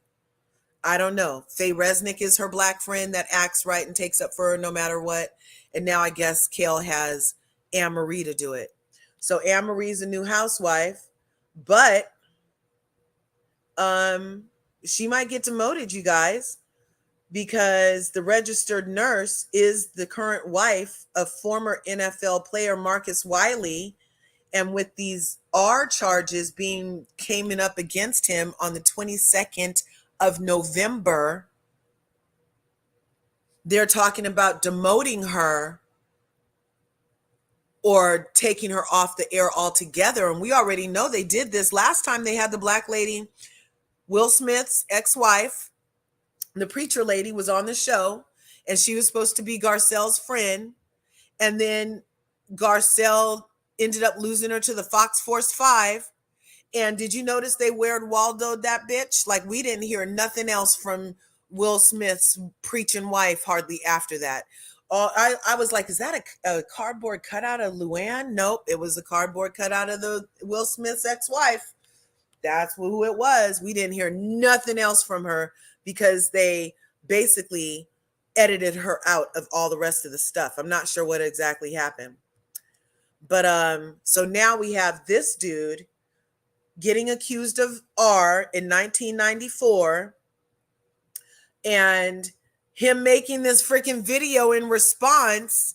Yes, Shay, it's very strategic. Let's finish listening to his blah, blah, blah.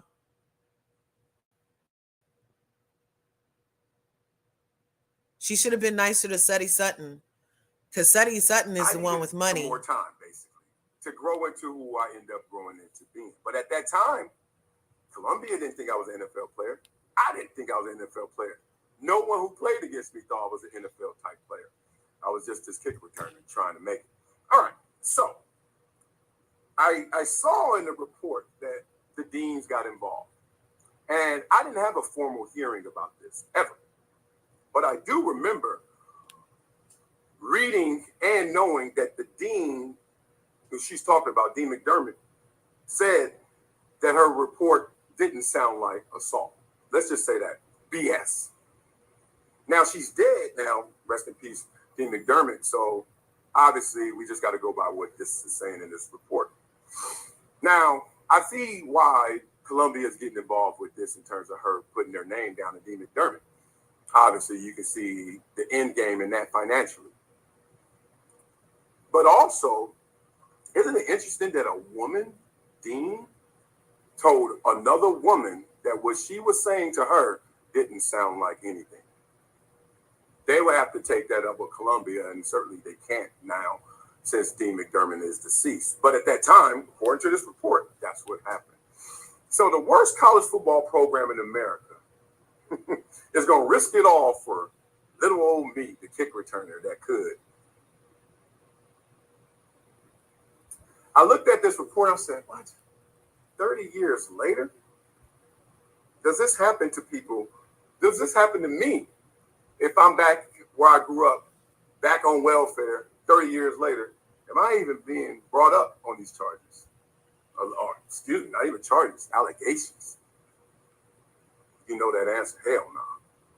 So, you know, it sounds like I got to fight fire with fire, so I will counter it. Okay, so that is a point, you guys. Like 30 years later, for him to be brought up on these charges, that is huge, right? Like, I don't know, you're just living your life thinking you got away with everything you got away with, and you didn't necessarily get away with anything. You know, that's kind of sad. But if somebody in real time said, "Oh, nothing to see here," then I'm not sure. But it does also sound like he does have a point that if he was on welfare right now and his wife wasn't who she was on Real Housewives of Beverly Hills, do you think the lady still would be suing him? That's a good, valid point.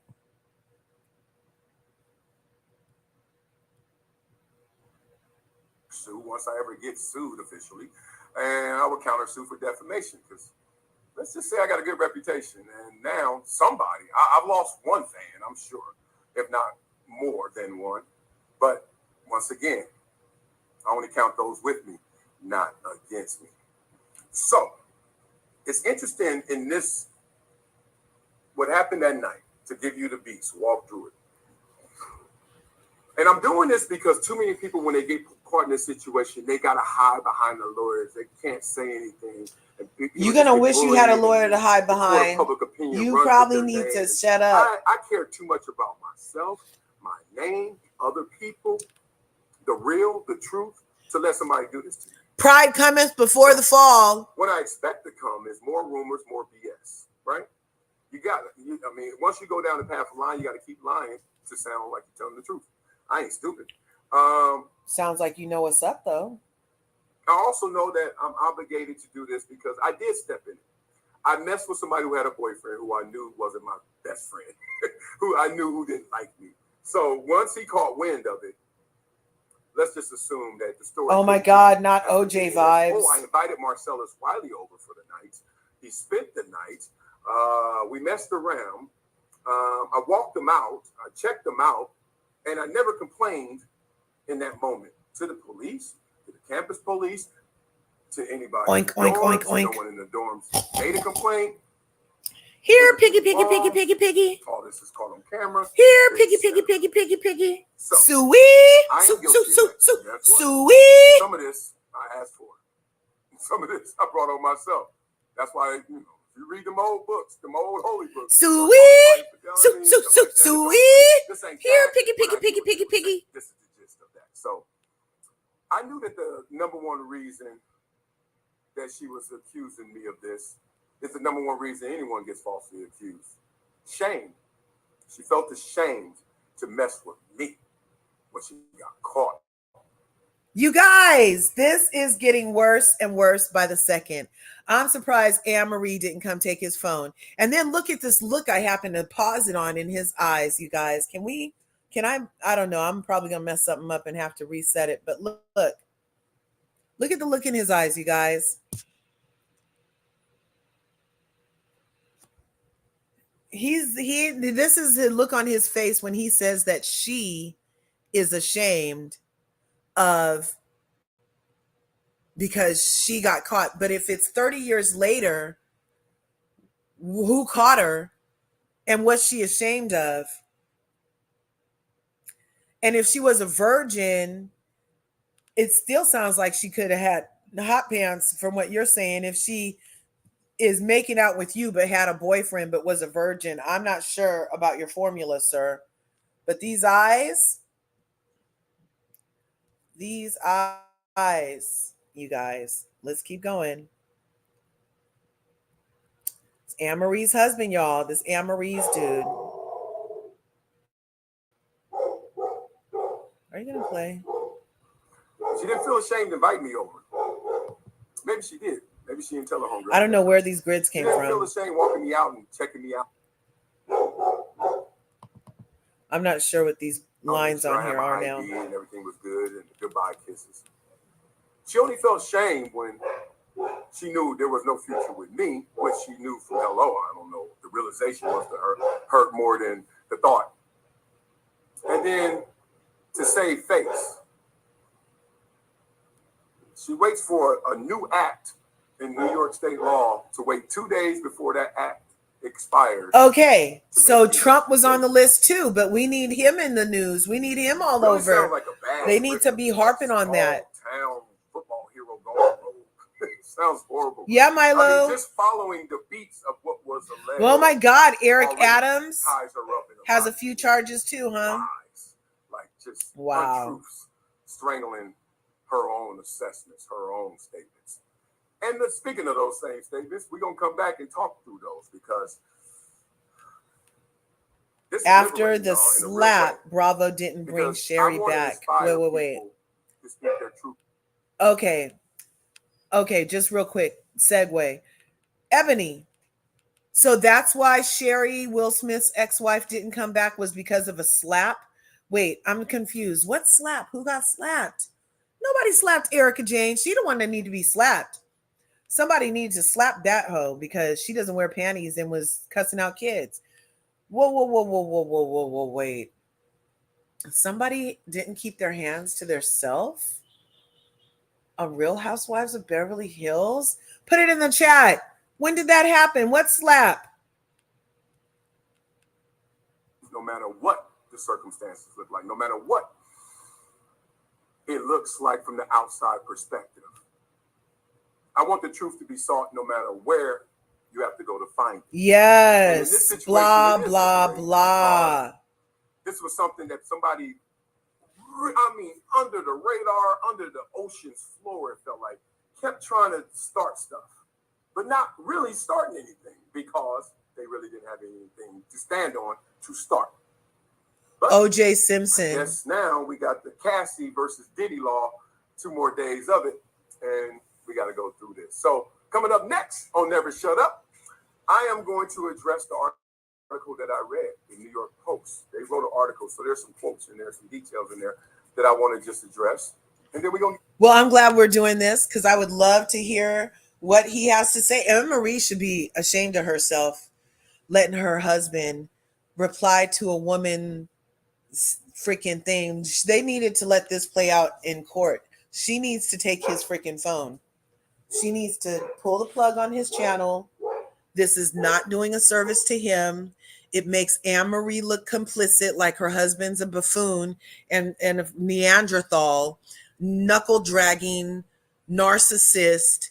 He can do no wrong. He was oh so fine. This lady wanted him. He didn't want her. She's still scorned 30 years later. Yeah, right. You probably should shut up. And your namesake, Wile E. Coyote, is a trickster, sir. And you are sounding a lot like your namesake at this point, in my opinion, sir. Very wily indeed. Wile E. Coyote. You guys know about Wile E. Coyote. Beep, beep. Not number 99. Yup.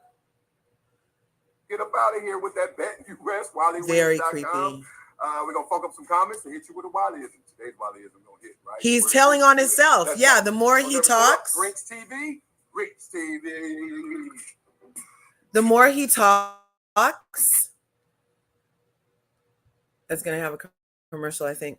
The more he talks, the worse it's making us feel about what's happening.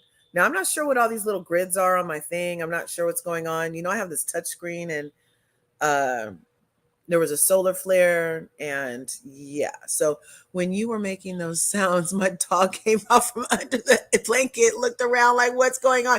Suey, here, piggy, piggy, piggy. Suey, Suey, here, piggy, piggy, piggy, piggy, piggy. Yep, that's what he's sounding like, you guys. He never said it was consensual. She could have checked him out and hugged him out of fear, because she's saying that there was a threat. That's what she said, that he had snatched her back in the room and had his way with her another time, remember? So yeah, Milo's very upset. Milo, I locked him out of my room. He's not happy when he can't see what mommy's doing. Yes, Agent Orange has a good payroll to have his name out of it. Slapping Chris Rock, are you referring to? Will slapping Chris Rock, are you referring to, Ebony? That slap? Is that why Sherry didn't come back? Was because of that slap? That's weird. That's weird. She's stating she cannot prove it because the dean is dead. Yeah, he's saying that he can't prove it and the dean is dead. The camera footage is gone. But he is not apologizing for his wrongdoing. Right. And this right here is not a good look, sir. This is not a good look. Okay. Let's listen to what else he's lying about or telling his side about. I thought the last scene was filmed before Will Smith's slap and then after the slap. Welcome back to Never Shut Up. It's your boy Marcel. Oh, well, that could be it. We'll meet through the ups, the downs, the side to sides. Yes, and y'all can go to projecttransition.org and support. Oh, I get it. The Will slap. Yeah. And if you leave your email, I love you. If you leave a recurring donation. Yes, Candace Owens. Like my man Mel Shaw did out there in Georgia. We always see those overnight donations and growing our global giving community. I appreciate you guys.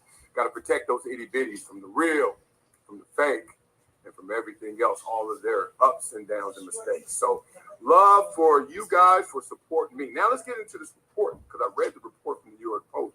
And I just want to address what I saw, kind of in particular, with a few of the line items there. Now, the report happened last night. As I told you, one of my friends and a prominent alum sent me that report and was like, man, the increased price of fame. That's how the game goes, right? So let's talk about this. And I'm just going to go line by line in this. I don't have anything to hide, guys. I'm so sorry. I always will address anything you come at me with, especially when it's for a greater good. I know some of these situations, and maybe this is by luck, quote unquote, God's doing, the universe is doing, that I'm not anywhere where I've been served, no legalities, no legal papers, nothing, no phone calls, no emails, nothing. So I'm just addressing the report. We got to take it further than that. We'll take it further than that. No criminal charges ever filed against me in 30 years, but a civil charge in this respect. Okay, so let's get into it. The first line that I saw was of attacking her in the fall of 1994 when he was a sophomore and star running back for the Columbia Alliance. Well, let's just say that star is loosely interpreted. If you get 800 yards on a team that goes 5-4-1, I guess I'm a star, but I'm not a star. I wasn't that great. Maybe you could say I was good, but I wasn't that great. I'm just giving you that as the baseline, because that was the first thing I saw in there. I was like, there was no one looking at me like, oh my God, this dude is pro bound. No one's looking at me like, oh man, that's the best running back ever. It's like, that's a big old running back. That's it. But I was also a kick returner at the time, maybe 220, 225, maybe, but more likely two teams. Not what you see now, not even close. Not even playing the same position. She and Wiley were friends when he invited himself to her living quarters, telling her he wanted to listen to music and eat dinner together. Okay, I'm not gonna get too particular on that, but invited myself. You could say I was like, hey, can I come over? But you can't get into the dorms at Columbia without someone allowing you, someone checking you in, checking you out, getting your ID, giving your ID. So I thought that was a little bit of a slant, trying to say, oh, he invited himself over. Y'all got to picture this. There's a security guard, there's a desk, there's a box of IDs. There's no getting past that guy unless you're invited. So inviting myself over, I didn't just show up at the screen door, open up. It's not that type of party. She so wanted me to come over and allow me to come over and sign me in. Here's another line. The plaintiff set clear boundaries with the 250-pound football player, telling him she was a virgin and was not interested in having sex with Wiley. Okay. Well, at the time, I wasn't 250 pounds, so let's just get that straight. Like I said, So he did set that up when he was first telling us the story. Remember? He was like, I was just a skinny kid, a scrawny kid trying to get woke up for football, da-da-da-da. So now he's circling back to re-edify our thought that he's not what she remembers, that he's only what he's saying he is. So he is going to go through and I bet line by line disseminate and pick apart everything that she's saying and counteract it with his version of, it wasn't that. She wanted me. I didn't want her. And let me see over here. So yeah, that was one of the claims to fame when Anne-Marie first came on the show, was that, you know, they hang out with Candace Owens and whatnot. And you know what time she's on. I'm not sure what you mean by that in this case, Corey. I know that Candace is very polarizing as a melanated human, and she doesn't think the same thoughts that a lot of melanated human thinks about certain things. But I do know that Candace Owens is spot on about many freaking things. Spot on. We don't have to agree about everything, but me and her agree about a lot of things. Okay. And I'm not, that's what I was trying to find out. Like in this particular case, like Candace didn't get brought up on any charges. So, but birds of a feather. So is Candace's husband being accused of something? And I feel like Candace Owens might be a good friend to have, honestly. I know that she's polarizing though, and is not of a typical Black American mind that you might think. You know what I mean? But I do appreciate her fringe type thinking, the outliers. I appreciate that personally. If you are young and your dean shut you down, you might think the cops will shut you down as well. That's a great point, Satra. They has it ever been awesome for a woman to come up and say something happened to them? No. Do they make it very hard and uncomfortable? Yes. And I'm positive those R kits could be a lot friendlier. You know what I'm saying? But yeah, if you do, that's what they say. Neon is going off this morning, you guys.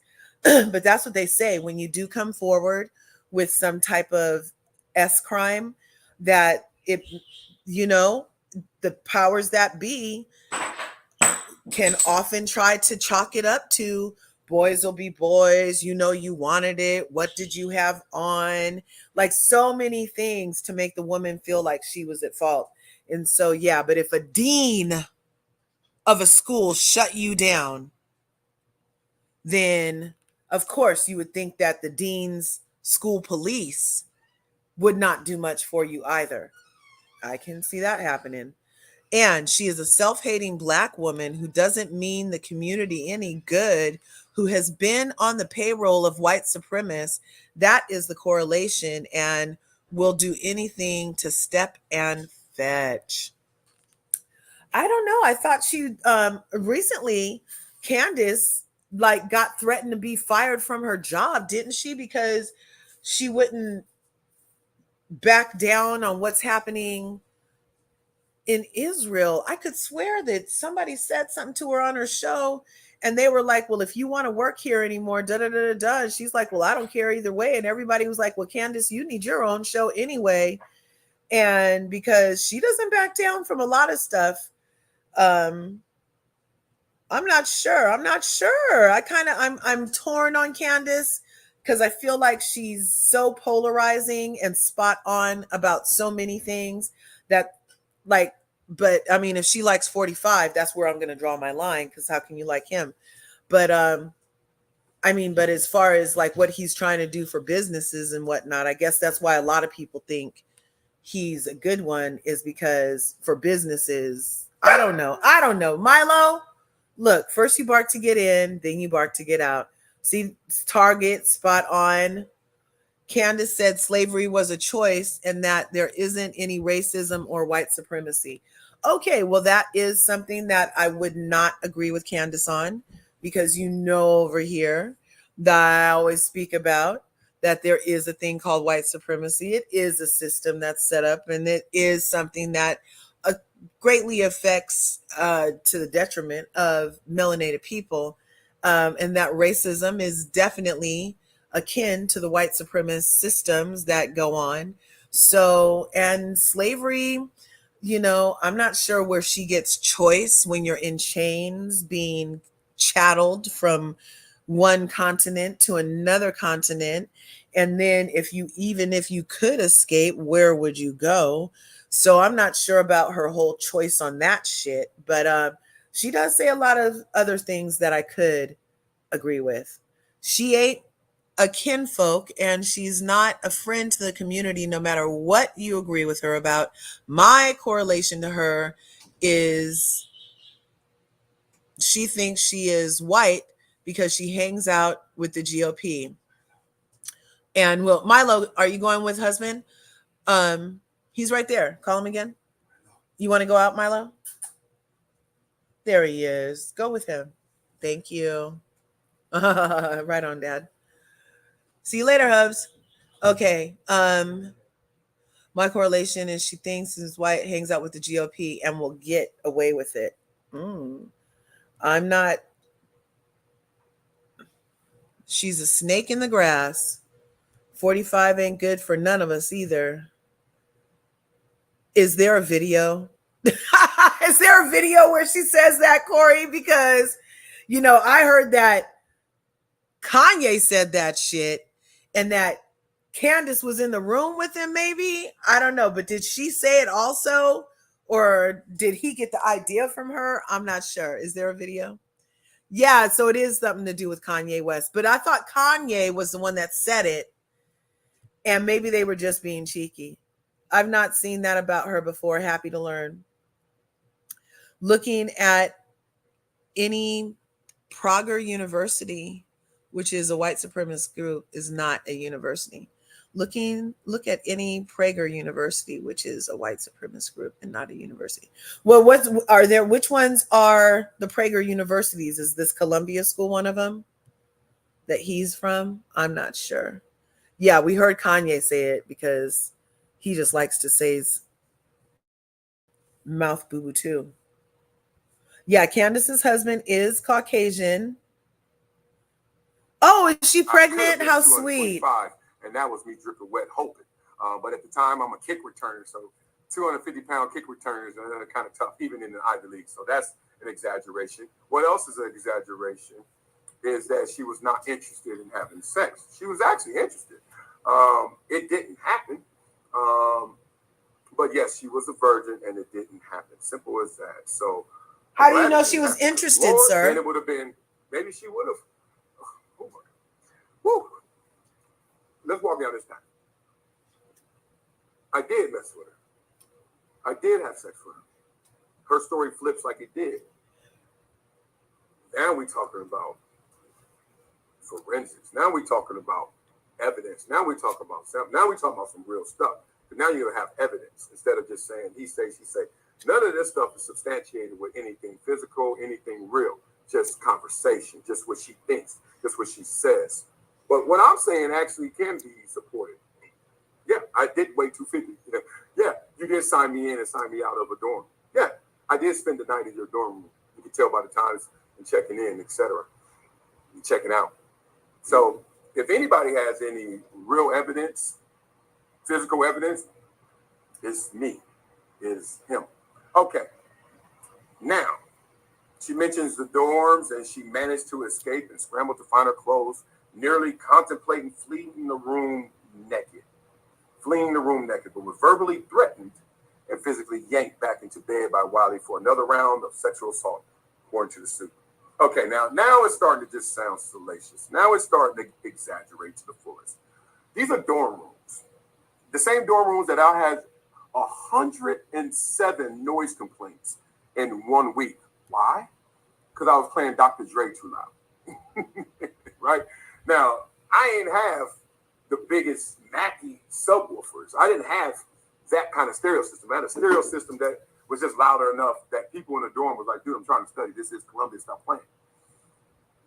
So you can imagine if I'm getting noise complaints all day, all night for playing the Chronic album, what would happen if somebody was repeatedly assaulting someone in those same dorm rooms, those same thin walls?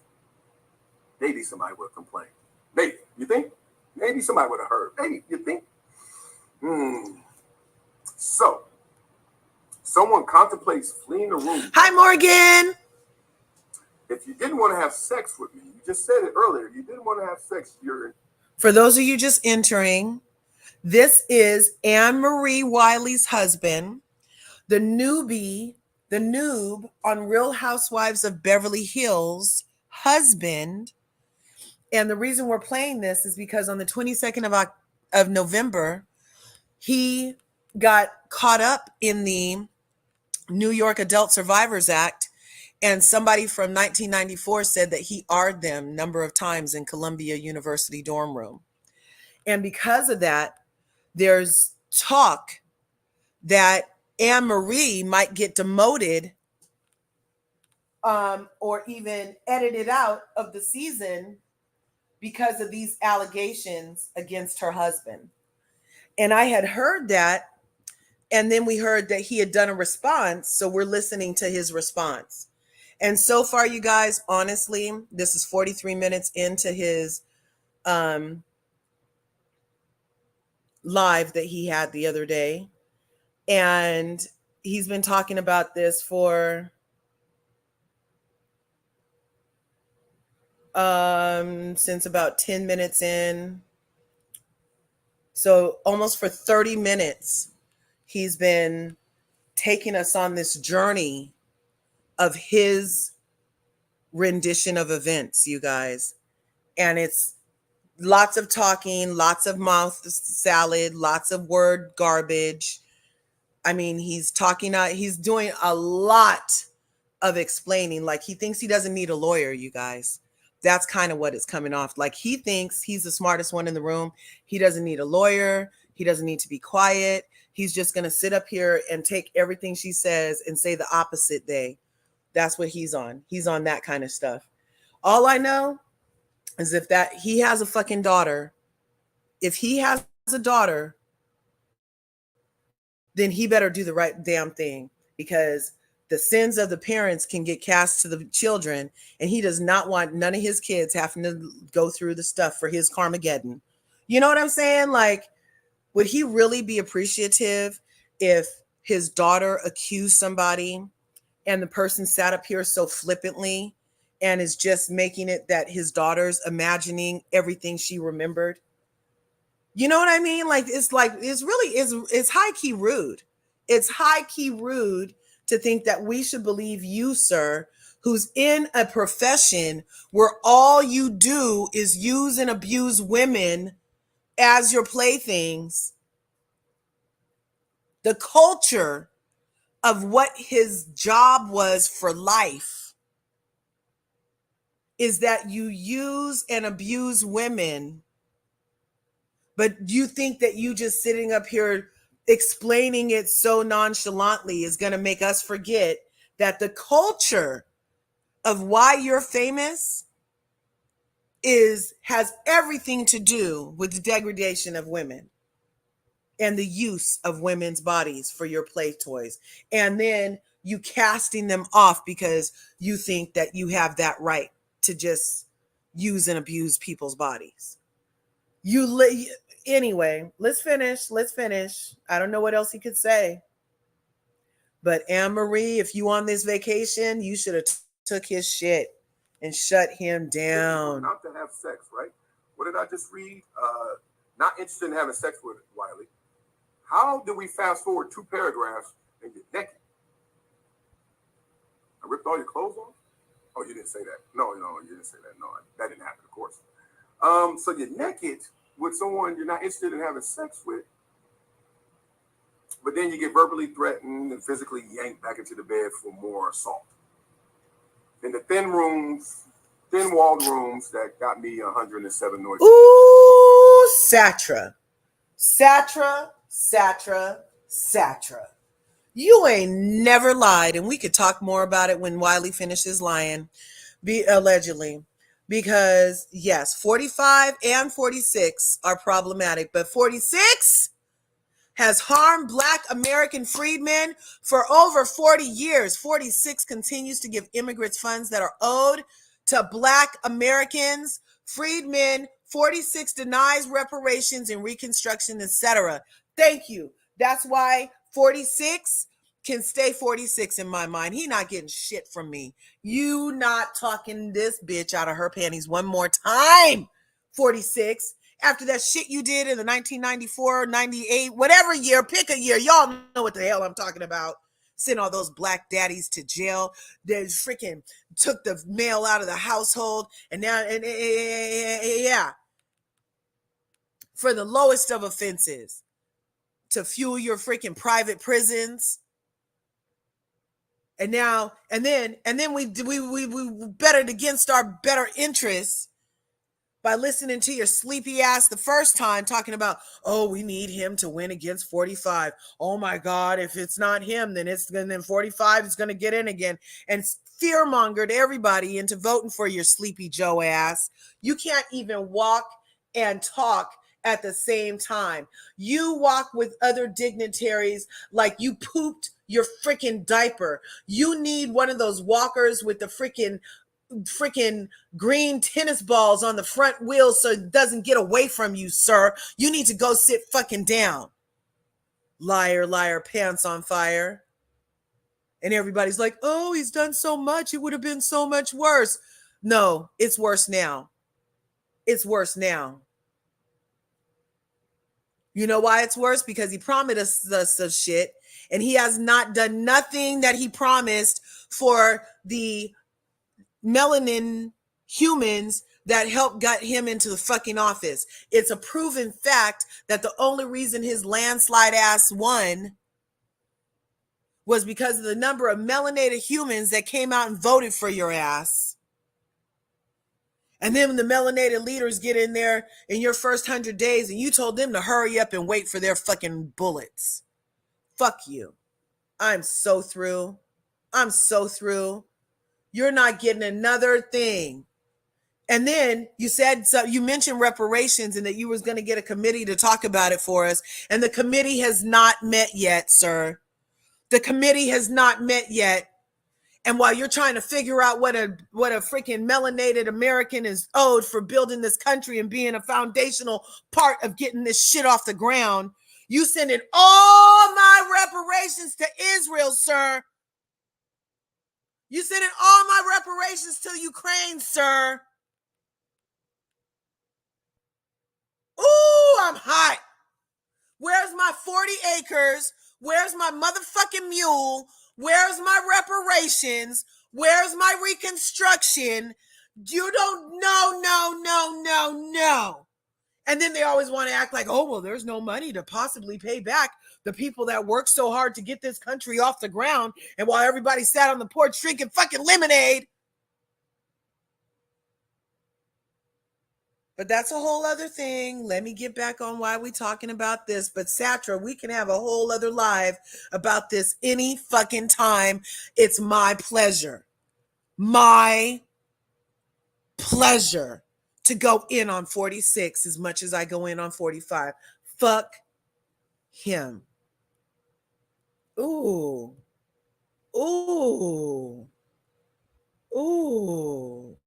I got a woosah, you guys. I'm sorry. God forgive me. I don't like calling people liars. Y'all do know that about me. I don't like calling them liars, but boy, they ain't telling the truth. All right, so after confiding a friend over the attack, the victim reported the rape to a Right? If he's countersuing, all this is going to be used Bondage against you, sir. Dismissing the assault in an attempt to preserve the budding football star's professional career. Fondness. Okay, here's the thing. There was no fondness. Certainly, they liked me because I was a cool dude, like probably any student that was cool. They liked me because I was a good guy. They liked me because I had a tremendous opportunity to go to an Ivy League school from where I'm from. That was amazing. But no one was looking out for me in football like that. Not my sophomore year. You picked the wrong year if you're going to pick a year to say where everybody was looking out. And they still weren't looking out. It's still Columbia, girl. I didn't go to that school. That's part of my rub with this, Satra, also, is that he's not even an inkling of, oh my God, well, if she remembers it, like just a little compassion or sorry. Like you don't have to be sorry like I did what she said, but you could still have compassion if you're trying to make us believe that she's some kind of demented, unstable person with these weird musings of things that never happen. You're basically saying that she's mentally unstable, sir. And you could be approaching it in a better way.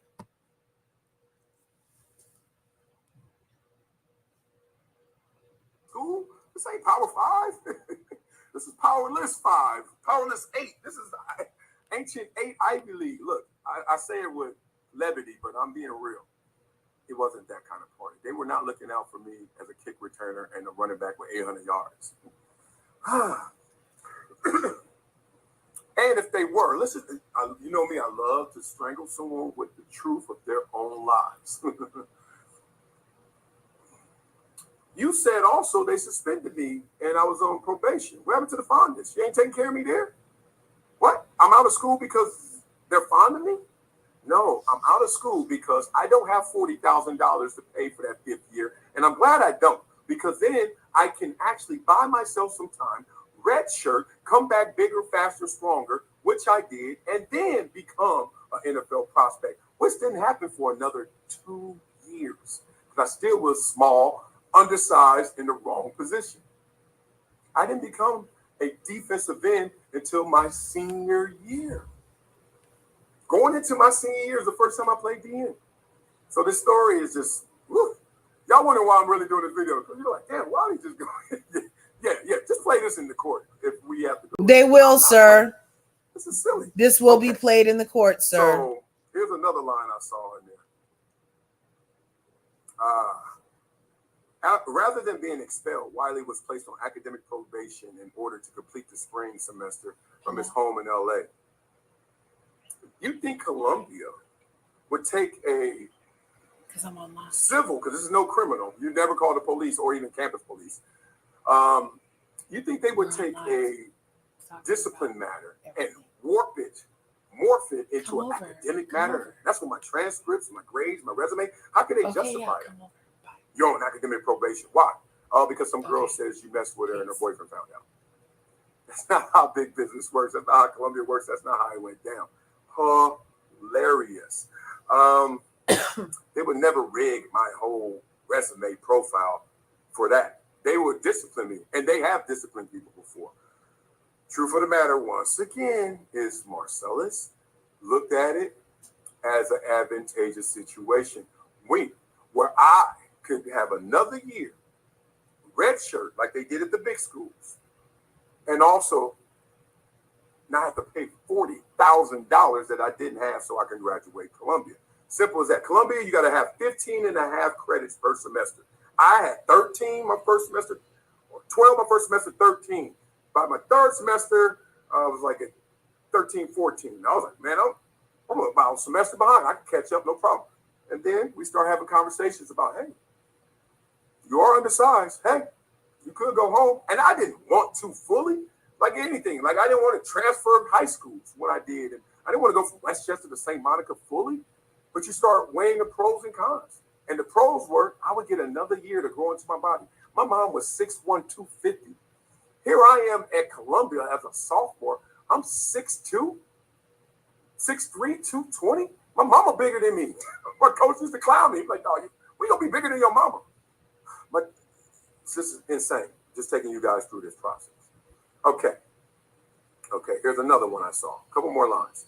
One woman claimed she reported her rape to the school's athletic director, who allegedly decided to keep accusations under wraps. I guess he didn't tell me either. Until after Wiley played in the game against rival Princeton.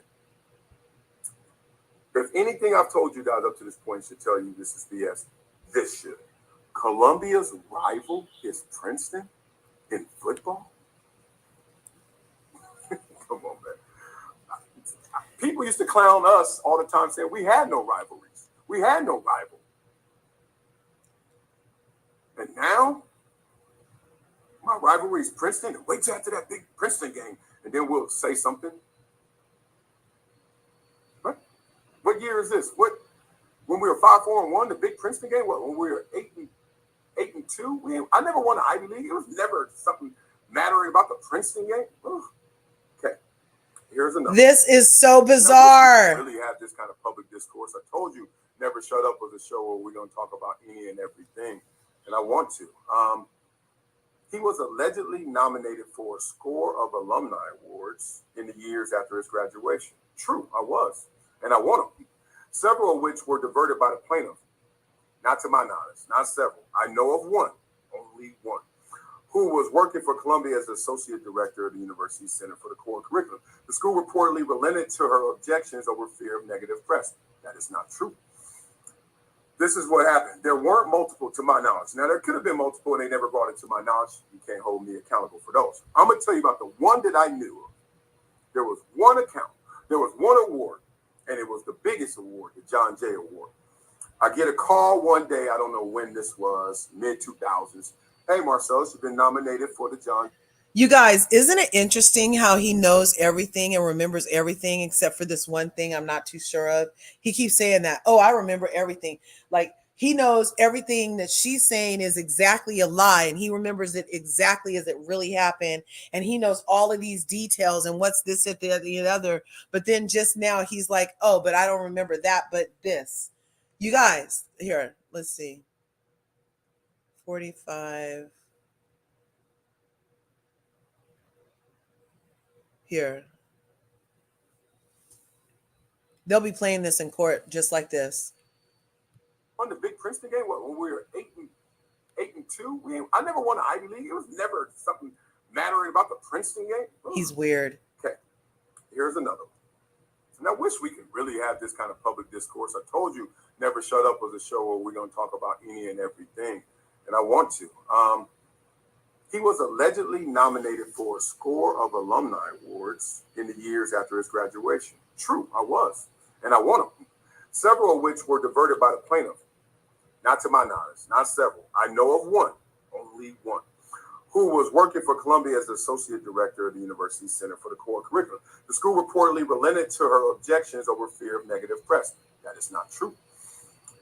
This is what happened. There weren't multiple to my knowledge. Now, there could have been multiple and they never brought it to my knowledge. You can't hold me accountable for those. I'm going to tell you about the one that I knew of.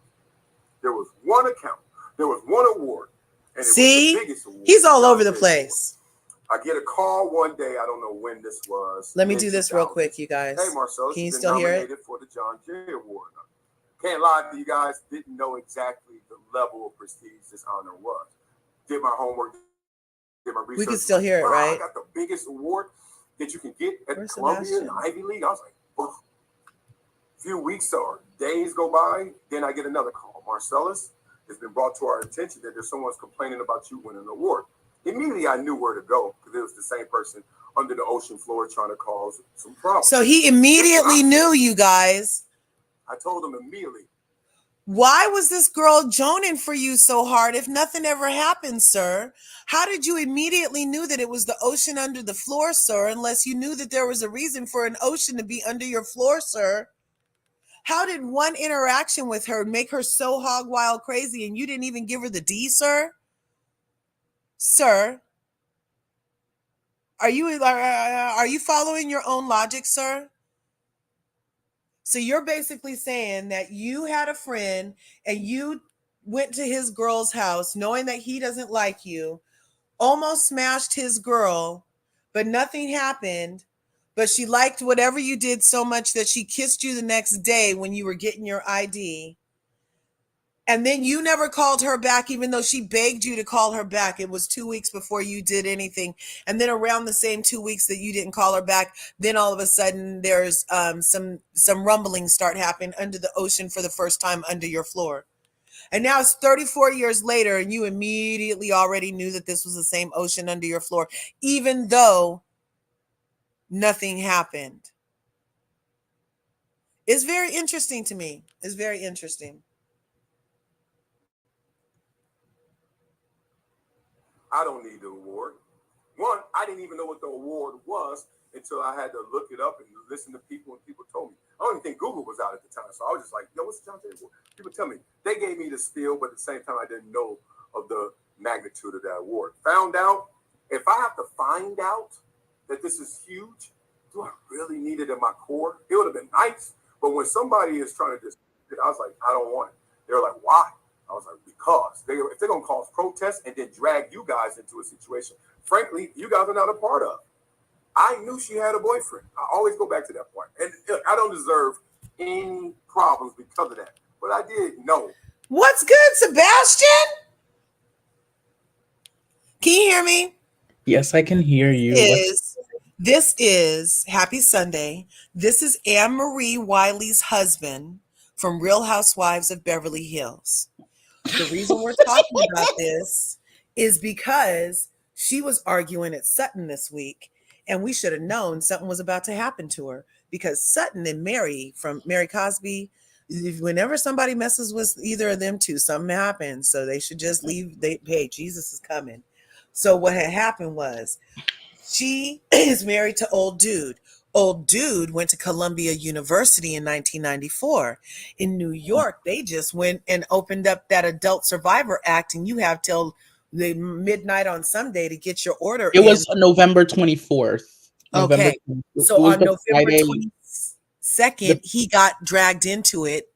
On November 22nd, charges of R were brought. Well, not, he's saying that it's not an official charge. He's saying that he's being accused of an R in 1994 when he was at Columbia. She gave her rendition of what happened. It's in page 6. It's in the New York Times. It's a number of places. And they have her suit against him. And she's saying that it was multiple times. She was a virgin. He forced herself, blah, blah, blah. He's going line by line. So this is Wiley. This is the husband.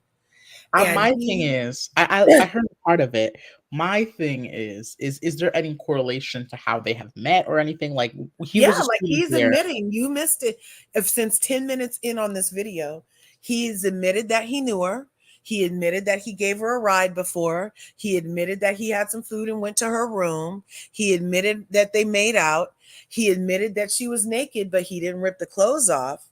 And yeah, so there's a lot of admitting going on, but everything else is she's a liar. She wanted him. He didn't do her because he knew that she was a virgin and it wasn't going to mean as much to him as it was to her.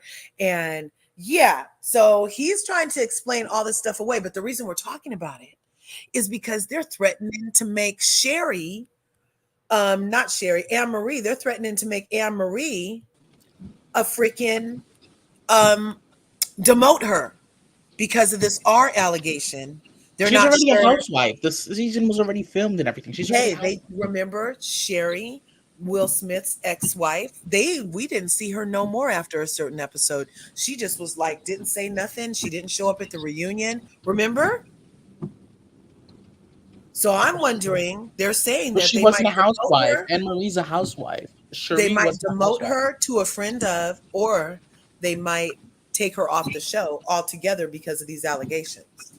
She might not be here next season. But my thing is, the Adult Survivors Act, and I forgot the rest of what it's called, but it was signed by Kathy Hochul into law, which gave these survivors a time period to a year, 1 year exactly, suit. Right? Yes, to file suit. And I 100% do believe that there are probably real cases and things like that.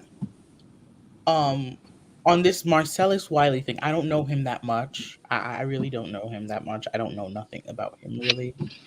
But from what I'm hearing about like how he's been with the girl, she's got naked and all these things, I kind of do believe the woman in this case. That's what I'm saying. The more he Because talks, I'm not the the type of worse it person to gets. believe. I don't support believe all women because some women lie.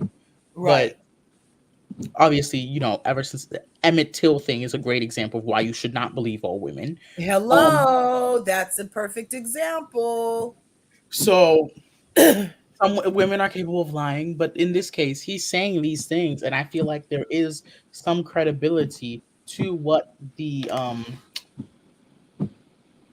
person who's suing him is saying. Yeah. I feel like there is some credibility. Plus, hit dogs holler. Why is he taking a whole hour and 19 minutes out of his life to address nothing? He needed to pull a Giselle and act like there's no binder. Listen, that binder thing, I swear on my life. If she read that number and I knew it was Jamal's number, I would have said no. I would have lied. I would have lied. I would have Right. lied. I would have said no. I'd have But been like, she no, said that's not his yes. number. I've never called that number before in my life. My kids don't know that number. When she said yes, that meant everything Ooh, for everything was me. true. Everything in that Everything. binder was the truth afterwards. Did you When ever she see said the that. binder tales that she did on her YouTube channel? Oh, She did a whole thing on binder tales where she went through everything in the binder. I gotta find it. Yeah, so go Child, over to I'm her good. Mila Eve, moms who sweat. What's it called? No, not for lazy moms or something like that. And she I'm did so it good over for her. there. Yeah, I like she's a little humbler now that her and Chris are divorced. But okay, a couple more things, you guys. Let's finish listening to Old Boy. Like I'm like, how much longer are you gonna dig your own grave, sir? It looks like for the rest of the segment. God, okay, fine. He's literally going line by line and dissecting everything she said, Sebastian. I don't think I'm like, and he's supposed to be on a family vacation. That's why the setting back there is all tropical. And he has his kids and wife in the other room while he's out here on the porch addressing line by line what an accuser said about him raping them in 1984. Oh I'm God. like, this is screaming all kind of guilty, sir. You don't watch TV, sir? You're digging. The court will play this back. He doesn't have good attorneys. And then after, if Going we into can that get him to situation. play. Oh, here You're he a goes. boyfriend. That was the only thing I knew. That was bad. Like Marcellus, don't do that. Forget it. Messed around with her. That's it. Now you. And he's like very flippant on the messed around with her. You see that? Messed around with her. That's it. But what did you do, sir? She was naked. Was she intoxicated? No, no intoxication, no drugs have been mentioned. The only thing mentioned is his sausage and that he was eating some sausage. He was eating. He wanted to have dinner at her dorm room. And for some reason, I don't know. I don't know. But I need to know what exactly happened. Gonna drag my institution into it. You're gonna mess up their name. My name, no one knows about this situation. Why? Because there's nothing to say. I thought she would never say anything formally. How? 30 years later. Like the point of it is at that time, which was what, 10, 15 years later, what could you say? You didn't go to the police, you didn't go to campus police, you didn't go anywhere formally. And now I was like, why are you gonna drag Columbia into this? I love my reputation. I love my school's reputation. I say, y'all can have the award, appreciate the honor, and I know it's mine in my mind. You know, kind of like Reggie Bush in terms of like, you take my Heisman, but I still know I won it. One of those kind of mindsets. Anyway, that's how that situation went. Nothing else. No more to it. No other awards were ever awarded. No one else gave in. Columbia didn't even give in the negative press. They didn't know what to say because I said it for them. They didn't say anything because I said it first. I was like, no, didn't need it. The lawsuit was filed in New York Supreme Court under the Adult Survivors Act, which I want to respect for those who were truly harmed, truly assaulted. It's a law for a reason, right? To protect those. But like any law, like anything, especially when you talk about civil suits, those protections get abused, and this is certainly one of them. The statute of limitations for this was extended to November 24th. And I think today is November 23rd. So y'all know what it is. We all know what it is. Call this what Cassie and Diddy went through. And this is a whole different animal, right? Through those allegations, etc. But there have been a few people who've obviously, of name, of notoriety, years later, whatever, it comes up. I just wanted to address this. This was not to be a video that I'm trying to entertain. Y'all know me. I'd rather educate than entertain. I'd rather discuss than debate. This is a place where we're going to have open conversations, where we're going to learn and unlearn. What did I learn from this? Even that's something that small of like being a sophomore in college, messing with a girl who had a boyfriend who didn't like me for just stereotypical reasons was enough to have somebody bubble up like this when they finally were confronted with the real, with the truth. There was a time where, people didn't want to be seen. My real girlfriend complained to me one time about how my reputation, everyone thought that, oh, Marcellus is too popular. He ain't faithful to you. He don't like you, etc. My real girlfriend at the time. And I won't lie to y'all, I was really faithful to her, which really hurt. But I knew my reputation. I knew when I was single, I loved to mingle. So I was single at the time, and I loved to mingle. He's sweating. I would tell my younger version of myself, hey, bro, move on, man. No matter how it looked, how real you were, how true you were, how you didn't do anything to her. She didn't complain that night. She didn't complain the next day. She didn't complain for weeks. She didn't call anybody. No one else said anything. She walked you out. She gave you a hug and kiss. It's all on camera. She was fine with it. She never tried to run from the room. She wasn't naked, but still saying she didn't want to have sex. All of these things that if you add them all up is craziness. And I'm not going to lie to you guys. This is not disturbing me. Why? Because there are real people who've been hurt that I will make sure I keep my direct and focused efforts on. Largely my foundation, those who I know who will be affected by some of these same biases, stereotypes, etc.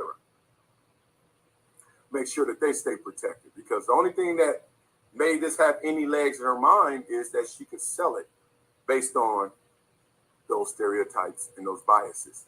How did she think she could sell it? Because she was told she could sell it. I'm certain she was told that. I wonder what she looks like, you guys. So if you guys have any questions, beat it up in the comments. Y'all know me. I will address those comments next Monday because I'm going back to my vacation. I just didn't want to run from something. I didn't want to hide from something. And I really care about our relationship. So I know that most communication is nonverbal. And if you saw me, you would probably be thinking one thing. So I didn't want that to happen. And I know to save any relationship, communication is key. So I want to make sure our relationship stays. I want to make sure I say as many words as possible. Always seek it, no matter where it is. I would tell y'all if I did something, but didn't do anything. You would not sit up here and say you raped somebody. Time for me to go to my US picks. Phone up some comments. Okay, so we're gonna. I think he's gonna be crazy and answer some questions. Let's see. But okay, you guys, Manny's TV is up. Manny, did you drop your link so that people can find you in the YouTube streets, please? You know Manny's a curvy, but he's also Manny's TV Talk, you guys, and he does excellent short videos. He's not long, drawn out, winded, using word salad for everything, you guys. He gets to the freaking point. Manny's TV. And then we have Corey from Lola Lane. They haven't been on in freaking 6 months. I'm not sure what they're doing over there, but Corey, link, then the people can find you when you do go on if they ring the bell. Now, Sebastian says he was thinking about having a channel at one time, and I think that he rethought it and he's going to do whatever he's doing for now. But I'm always telling them, front load your channel, man. So when you do start doing content, you already have the people. So drop your link too, Sebastian, because you know what? It's never too early to start being awesome. So let's see. Oh, yeah. So, yeah, this is the round thing. He's done talking about it. Wasn't that so freaking weird? That was very OJ. That was so weird. Okay, now this is 17 minutes ago. Somebody else says, did he say something to somebody else? Lord have mercy. What is he doing? Being the He needs jackhole that to he tell is. him. He being the Oh, jackhole legal that he is. export. Okay. Student while attending college in the 1990s. So, according to a lawsuit, Marcellus allegedly sexually assaulted an unnamed accuser while both were attending Columbia University in the fall of 1994. She claims that he raped her multiple times in her dorm room. Now, he denied the allegations, and the accuser is also naming Columbia University in the suit, alleging its callous, negligent, reckless, and deceptive response to and handling of the plaintiffs and other students' allegations. Oh, that speaks volumes. So he already admitted that the dean brushed her off. So she went and complained to somebody, you guys. And the dean, he already admitted they're going to replay this in court. Oh, he just fucked himself. They're going to replay it in court. How she did, in fact, go to the Columbia University and say something, and the dean shut her down. That's why she gets to name him in this suit, you guys. Basically came forward and said that when she reported the assault to the university authorities, that administrators expressed fondness for the future NFL player who is a star running back for the school's football team, and claimed that the event was a misunderstanding. And they basically said that he was he was suspended for academics rather than being punished for what she alleges took place. So how will the university handle this case? Yeah, so it's interesting. I mean, every case is unique, and one way that this case is unique is that you have a contemporaneous report. That's always helpful whenever a victim comes forward, reports it to law enforcement or a doctor or a hospital, or in this case, their university. So that makes for a stronger claim. But really the question is with respect to Columbia University, there's two possible arguments here. The first is that it failed to prevent the sexual assault, right? That's a little bit tougher, but what the complaining victim is saying here is, well, you didn't necessarily have to prevent the assault, but once it happened, you brushed it under the rug. Yeah. Maybe you even covered it up. So it's a they Juan Dixon did. It may actually be a good one. Of course, Columbia University, you would hope, even back in the 90s, that they would have conducted an investigation. Mm-hmm. I mean, these things are now required under federal law and Title IX and other parts of. There's very specific federal statutes that require universities to conduct investigations and report to protect women. But even in the 90s, you would expect a university like Columbia to have conducted an investigation, for there to be some sort of report there. So it's going to be really interesting to see what that investigation concluded and what actions the university took in response there too. They shut her down. He already said they shut her down. And they didn't discipline Wiley, and that's a problem. That is a problem. It's gonna be a problem, you guys. Okay, let's do this one. You guys, what are your thoughts? What are your thoughts? One by one. Well, what they did to the girl at the college, they normally do all the time for athletes. So this is nothing new. I believe every woman who comes out as a victim until she's proven to be a liar. As a survivor myself. That's all I got for right now. That was the question I had. I was gonna ask, was he a football player at the time? Yeah, he was. And I think he played with the Giants as well. Oh, okay. You see that? No. So when the thing happened, he wasn't. They were only in college. He was on the Columbia University. But he wasn't like a famous dude.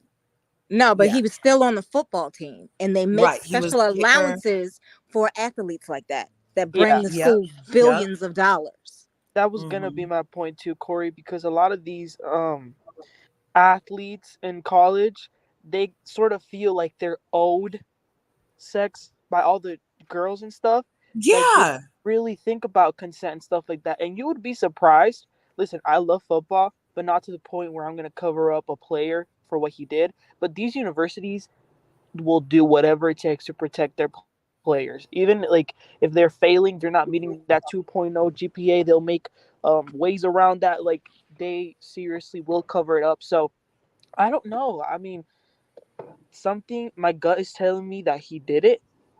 Me too. My gut is, I yeah, don't I feel know. like he did do it. Hit But dogs my what? question, Holler. my like the thing I keep going back and forth about is should his wife pay the burden of what he did? Like, should she be taken off the show? That's what I keep going back and forth because I don't know. Yes. You know, and what would be interesting about all of this is if they do something to her because of his actions when they have bona fide Erica Girardi. criminals on this show that they protect and house and give spin-offs so that they can have money for court and everything. Why That would why would they demote her unless they're racist, which I'm always saying they are anyway, but it would be quite a turn of the tide to all of a sudden find somebody guilty before the court did and do something about our viewing eyes having to be complicit in making them get paid. You know what I'm saying? I'm like, oh, now you have a conscience that you thinking about demoting somebody for the because black their woman. husband did something. And of course it would be the black one for this to even be a conversation being floated. Yep. Because i.e. Erica Jane, Erica Girardi, or whatever she wants to call herself now. Saint Erica too. Yeah. Her husband has done things that are very criminal Yeah. issues. And she, by proxy, accepted stolen goods, and that's a criminal act in a lot of And states. and Right. She I benefited don't even think that this Anne Marie met him when all these things were Yeah, happening. she wasn't even, and I think she's younger than him too. I don't know. Was she even born when it happened? Like, I don't know. I don't know. Was she even in America? Right? She's not Where American. would she be? So, Canada. but the reason I was talking about it is, see, they were telling Oh, me that's why lies she on sounds like YouTube. Tanya. They're Uh-huh. like, oh, look, she's going to be demoted. And then down here, they're saying new housewife demoted because of essay. And then they're like, is she getting demoted? And Well, after, what's this she say? she would Oh, probably get no. demoted Oh, because of sponsorships and dollars being millions of dollars due to sponsorships they'll lose. but isn't it interesting? They only concerned about sponsorship lost dollars when it's black people. That What part. when Well, you have a white it's criminal? still the Me Too movement and it's SA. So, but it I still thought the doesn't Me Too mean that it's movement doesn't proven. I exist mean, anymore. when you get Still exists. indicted, that means they had enough proof to get you indicted. That And part. those people were still allowed to remain and get a paycheck uninterrupted on our screens. I'm not saying it So, ain't if racist. these people have not even been indicted, it's simply an allegation at this point, and these talks are literally being floated in the back rooms, then it's just a further proof of their upside down treatment of melanated housewives, which all the roads lead back to Nene motherfucking Leaks. Yeah, I'm not saying it ain't racist. I'm just saying that's why they're gonna demote her. I don't think they should. And I'm not windmilling for her behind either.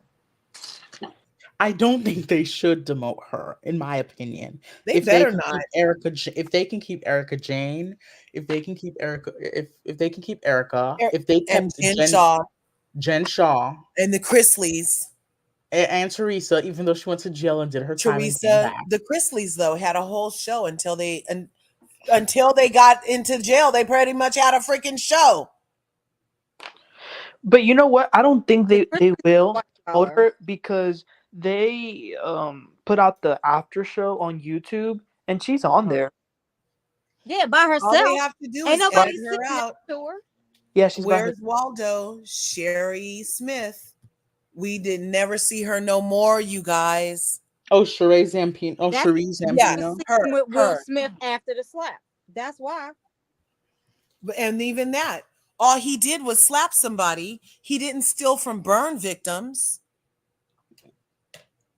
He And then didn't she accept wasn't bringing it stolen in. money from burn victims. If that's really why she was demoted, then that's even That's racist right there too. That's fucked up. But Corey, not Corey, Curves, your state, California, the Golden State. Yeah. I don't know. Corruption must be huge there, because there's no way in hell in New York or some other states would Tom Girardi have access to those funds. Oh my gosh. Just Yes. saying. Like, he was doing a lot of greasing of the palms. They overlooked the bar out here, from what I understand, allegedly. Yep. He had Overlooked somebody all the pay on complaints for inside. years. You know what I mean? Like, and I know that he was an angel donor for many politicians, and that were Democratic.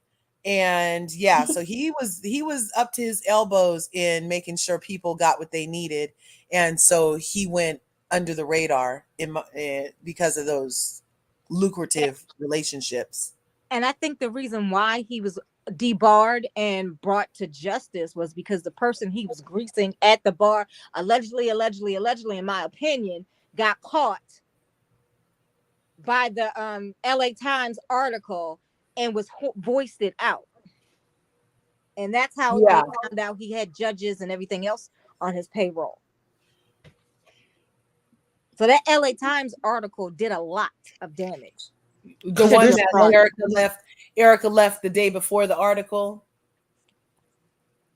Because in New York, and then she made Garcelle cry for no reason. Remember that? Yeah.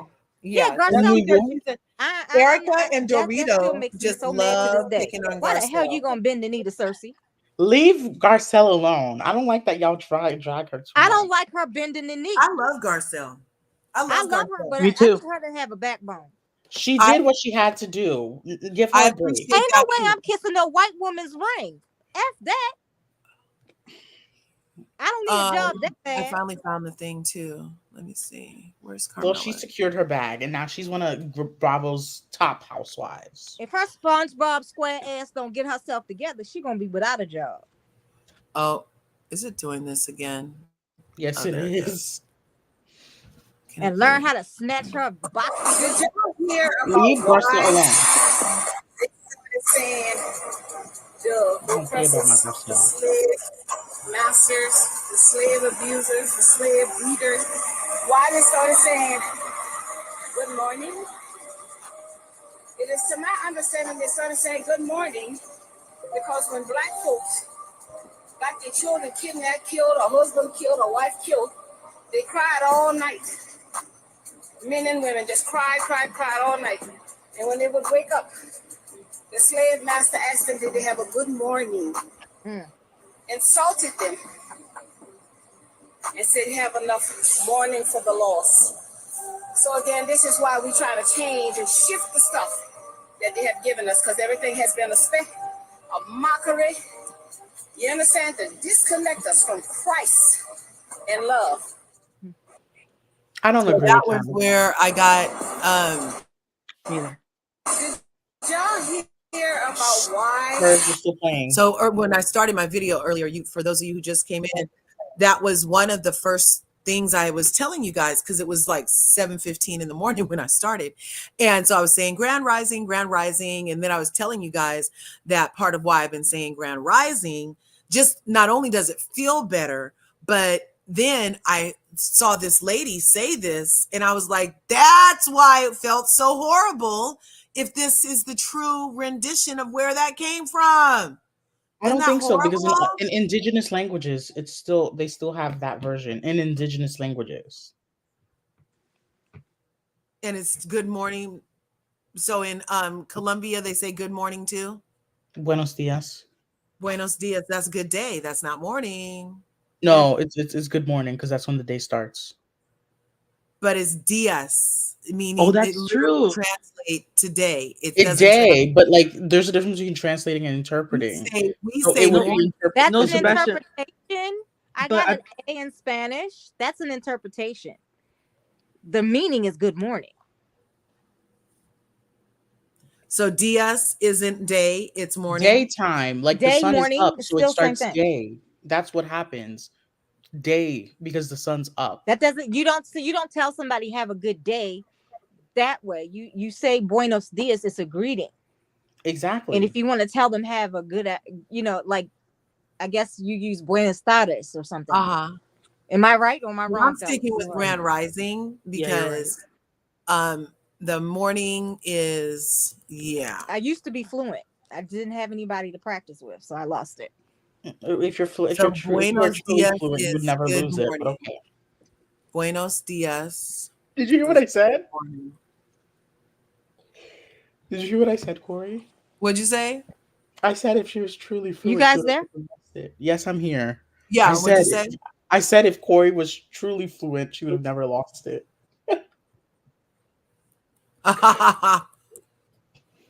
See, so that's interesting though, because dias literally translate to days. But I guess when you put it with buenos, it all of a sudden turns into a morning. But Right. dias by itself is a day. I'm Because correct. technically, if you did translate good morning, it would be buenas mañana or something. Yeah, you wouldn't. You would. Yeah, you're right. So since dias is day, but if you put the buenos with it, then it turns into how do you spell it? Buenos. Buenos dias. Okay, so it's gonna do a see, and then it all of a sudden becomes good morning. But if you do buenos by itself, it's good. And if you do dias by itself, it's day. But then you put them together and it becomes good morning. Do you see what I'm saying? So we can all be right. There's enough room on right for It's also everybody. the same in French. It's also the same. Yeah, A-O N said the same thing. It's same in French and Italian. Buongiorno, bonjour. Speaking of French, my French is getting so good. I've been practicing a lot. Is that one of your classes? Not just that. For me, I had to take a lot of electives, and I just chose to pick language electives because I was not doing anything else. Because they're the easier ones. So, and I've been practicing French so long. I've been practicing French since high school. So, How many languages does that make for you? that's about to be English, Spanish, Portuguese, French. Now 4. Wow. That's so international. How wonderful. Okay, so let's see what else is going on. I really appreciate you guys coming up here this morning, spending some time with me. And now it's time to go back to Satra. Satra, are you still here? Please still be here, Satra, because we were freaking going in on the freaking 46. And of course, here comes Corey correcting me on the year. But just like I said, y'all know what the fuck I'm talking about. That part. So it was in 93 crime bill, but 94 crime bill. I was Congressional upset. is the all black church leaders. He didn't do it by himself. Yeah, and I have issues with the black church too. I mean, they're always telling us to do shit against our interests in the name of the Lord. Turn the other cheek and take this bullet in the name of the Lord. Ooh. Vote against your best interest in the name of the Lord. Oh my gosh, it's an eye for an eye, but not today in the name of the Lord. Yeah, they can keep all of that because everybody else is learning how to speak up for theirs and get what they need. Yeah. Okay. So Satra says the 94 crime bill, 46 is the author of that. Hello. And Nixon did some bullshit too. Exactly. Nixon and Reagan. In the house. I didn't see you. Sorry, lady. Nixon and Reagan. And Clinton, because Clinton's the one who signed the bill. And she said the super predators and bring them to heel. That's why I didn't vote for Clinton's ass. Super. We can talk about how they got that way. That's how we ended up with 45. We need to bring them to heel. Remember she said that shit? We could talk about how we've done 450 years of oppression on them mixed with Jim Crow and over policing. But instead, let's bring them to heel. Actually, Curves, I was wrong. I speak 5 languages. Ooh, that's what's up. That's what's up. Because better track. I grew up. My best friend's Haitian. My best friend is Haitian. Maybe that's why I love Garcelle so much. My best friend's Haitian. So I grew up. You can't come stay with me in Canada or the UK. We'll have to escape. That's for sure. I'm with Marianne by 46. That's what I'm saying, right? Like at least Marianne is neither. Yep. She's neither. I'm with Marianne too. And Marianne, yes. Oh my God. wants reparations. What'd you say, babe? Marianne actually advocates for reparations. And she She shows how to does. pay for it. She has never shied away from that. That's why she didn't even get any further last time, because she was talking about some stuff they didn't want to talk about. She was That part, especially That part. the food, the chemicals in our food she was talking That's about. the whole reason they won't even debate hers, because she'll bring up topics that Mm-hmm. nobody else is even willing to talk about. So that's why I think we should have a freaking debate. And I'm not with my governor being 46's puppet because he can't stand up and talk at the same time. Did you Don't hear use what your Gavin, governor don't said? use Gavin as your mouthpiece. I'm gonna say this. Your governor, that debate he did with Florida's governor, where a Yeah. lot of my family lives, Yeah. let's just say he didn't do too good, in my opinion. I don't think he did too good. And neither did the Satan. Well, But I don't think, you know what? And that's what I'm like. Why was he debating anything? Why was he talking to that other governor? it was due to like it was something that Fox News said. They were trying to do some red state versus blue state, and the big thing is, I will say this: Florida won. Florida won because Ronald DeSantis brought up the fact that your daddy-in-law came to my state, and that was just like, oh, that's when it was all for show. Because Trump went to his state? No, Gavin's daddy-in-law, Gavin, your first lady, her family moved to Florida, and they So? they called DeSantis saying that your state is better managed and stuff, and DeSantis repeated that at that debate. You know that's a lie. So Gavin Newsom's ex-wife, who goes out with Trump, moved to current Florida, right? wife, his current wife's father, therefore Yeah. his father-in-law, now lives in Florida, and told Ron DeSantis, I love your state. You are a great leader. And also, by the way, I am Gavin Newsom's father-in-law.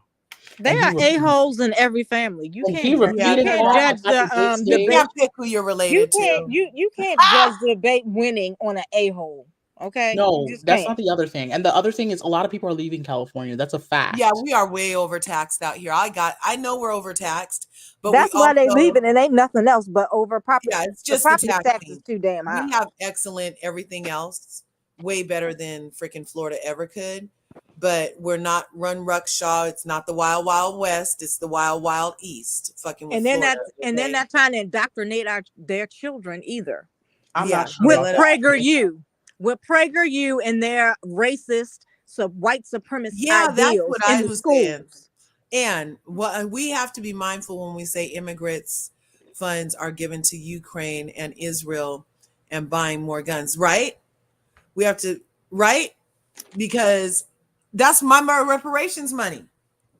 How are they getting? And then, did you know that if you come over here from another country, you can't get a license unless you're Ukrainian? Did you know that? That happened. That's why there's a lawsuit in Indiana right now. Yeah, Haitians are suing. Other immigrants are suing. Are you for real? Yeah, they are Oh suing right now because they can't get a license to drive here. Been here for years. And the Ukrainian immigrants who come under the same, I'm doing air quotes, Same status, thing, same status. are allowed to immediately start driving on the American streets. But if you're Haitian, you gotta wait till, I don't know, you reinvent the wheel, or when pigs Wow. fly or something. That's why there's a So it's- lawsuit in Indiana, a whole class action, a whole big lawsuit. Yep, let's look it up. And there's a Because lot of Haitians in Indiana, by the way, because I've been there. Haitians have been treated very badly under this administration. Under this administration, under the Clinton administration. Oh, the Clinton! Don't get me started on the Clintons. I just can't. I can't vote for this man. I just can't. I can't either. I can't. I'm not. Well, I'm not. when you're in your C camp, I'll try to send somebody in to get y'all out. Especially, I can't vote so for on this man. November 17th, you guys, Honey, in Indianapolis, you go right ahead with that authoritarian government they arguments. trying to put in. They heard arguments with it. Friday from a group of Indiana residents from Haiti who are suing the state over a law that allows immigrants in the U.S. on humanitarian parole to get a driver's license, but only if you're from Ukraine. Oh, That's deep, huh? And you want to know one thing? That humanitarian parole thing, the Ukrainians are the only white ones in that program. Everyone else they're either Haitian, Nicaraguan, Salvadorian, no, Venezuela, yeah, Salvadorian, Venezuelan, um, and I think another country as well. America's slip is showing so bad. America's slip has always been showing. I'm sorry, but sorry to interrupt. Black Americans are 50 plus million strong. We Yes. should all We should vote protest for some and third party. vote third. Cornell West, RFK Jr., Green Party, and etc. Oh, Yeah, gonna well, I look know into- my third party is going to be Marianne. Now, Cornell, I'm with him on some things. I don't know. I kind of feel like if anything, he's more of like an antagonist. I don't think he really thinks he could get all the votes. I think he just wants to He got one foot in the grave. Bobby Kennedy Jr. supports reparations also. He's crazy. Yeah, he does. I'm gonna look into him. I'm gonna look into RFK. He has very weird thoughts. He cuckoo nuts. He sometimes panders to conspiracy theorists. Sometimes. Oh yeah, Well, about look, the shot. Level 8 has a lot of truth. You don't have to pander shit when it's the truth. Did you know he said straight up said that COVID-19 was created to decimate Black and white people? Okay, so my Daddy Curves, has theories and has always told me about how ever since he was a little boy, the rumblings that the US scientists were working on something to target and depopulate specifically the Black population. So yeah, there's started rumblings around that. Oh, and I can show you this. Okay, that's how I'm eugenics glad started. we're talking about this because That is how Planned Parenthood started. Planned Parenthood was made Thank under you, the Sebastian. pretext of the Negro Extermination Program. That's what it was called. No, project. It was called the Negro Extermination Project. The whole point was, let's give the Negroes free vasectomies. Let's start them on birth control without them knowing. Let's get them to have abortions. Sterilized without our sterilize permission, them, all kinds which of shit. caused them, because the average Negro family, I don't know why I'm saying it that way, but the average Negro family would have 4 or 5 kids. Yeah, and the average RH positive family has how many? 2, 1. 1 point none. But the whole big issue was that the Negroes were skilled. They were getting we were trying to get some good jobs. We had some great things that we were When lined you up. build a whole fucking country, you usually are skilled. And the people who were sitting on the porch drinking lemonade are usually looking like, special. By now, if this whole Planned Parenthood thing wasn't huge, by now the Black population would be part of the majority. But that backfired because believe it. we're not the ones using their services. They are the No, ones. we still are. 40% of those services are still done by Black people. And without those services, half the Black women won't know they have breast cancer. No, 40% of the services to unalive the fetus is done by Black people, not those other services, not the mammography. See, I bet they are. Shay B, eu falo português, je parle français, I speak English, hablo español. Yeah, he does. He's trying to make us smaller in his mind because having a huge 250-pound guy on you and you're a little virgin in college, it's like the imagery of that is so shocking that he's trying to dispel it by constantly putting in our mind that he was skinny to him. Be more shorty. They want our stem cells. Yes, they do. Oh, yeah. Okay, let's listen to this shit. And animals that are important as models of human disease, such as mice and monkeys. Well, let's let her start all over. So we're talking about how they target Black stuff or whatever, the level 8s or whatever, the conspiracy theories. But this is a recent World Economic Forum on gene manipulation. Or tissues to correct mutations at sites where we know there's a deleterious change in the genetic code. So I wanted to show you an example of how this can be utilized. This protein complex can actually be injected directly into fertilized eggs of a mouse. And in the experiment, you'll see we're targeting a gene that is responsible for the black coat color in mice. And so normally these mice have beautiful glossy black coats. And once we make this targeted change, we then implant these edited eggs back into a female mouse. And when she gives birth to pups, you'll see that the pups are now mostly white. And the remarkable thing about this experiment is that when these mice grow up, you can test them and show that every cell in the body has this single genetic change that gives rise to the white coat color, but otherwise they're absolutely normal. So they are normal mice, no mutations elsewhere in the genome. This is a type of experiment that used to take at least a year to create a mouse like this, and now it can be done in a few weeks and by people that don't have to have special expertise. So this is a technology it's been very exciting over the last 2.5 years to see this technology taking off. These are publications in the scientific literature. It's been sort of exponential growth of publications, people using this technology for all sorts of applications.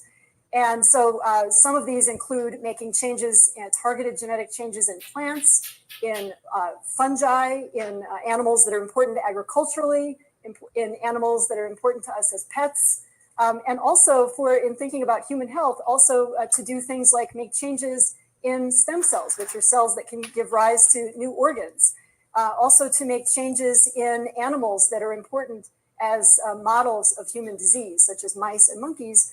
And we think within the not too distant future, it will be possible to actually use this technology to make changes in humans. You so guys, this is a precision tool. We're under attack. You guys, did you hear what that bitch just said? How do you feel about that? Can anybody hear me? I believe it. I want to say this real quick. The World Economic Forum is very problematic. And I'm just going to say this, not enough people pay attention to their agenda. Not enough people pay attention to their agenda. And the members, there are actual sitting members of the US Congress, sitting members of the World Economic Forum that are part of the US Congress.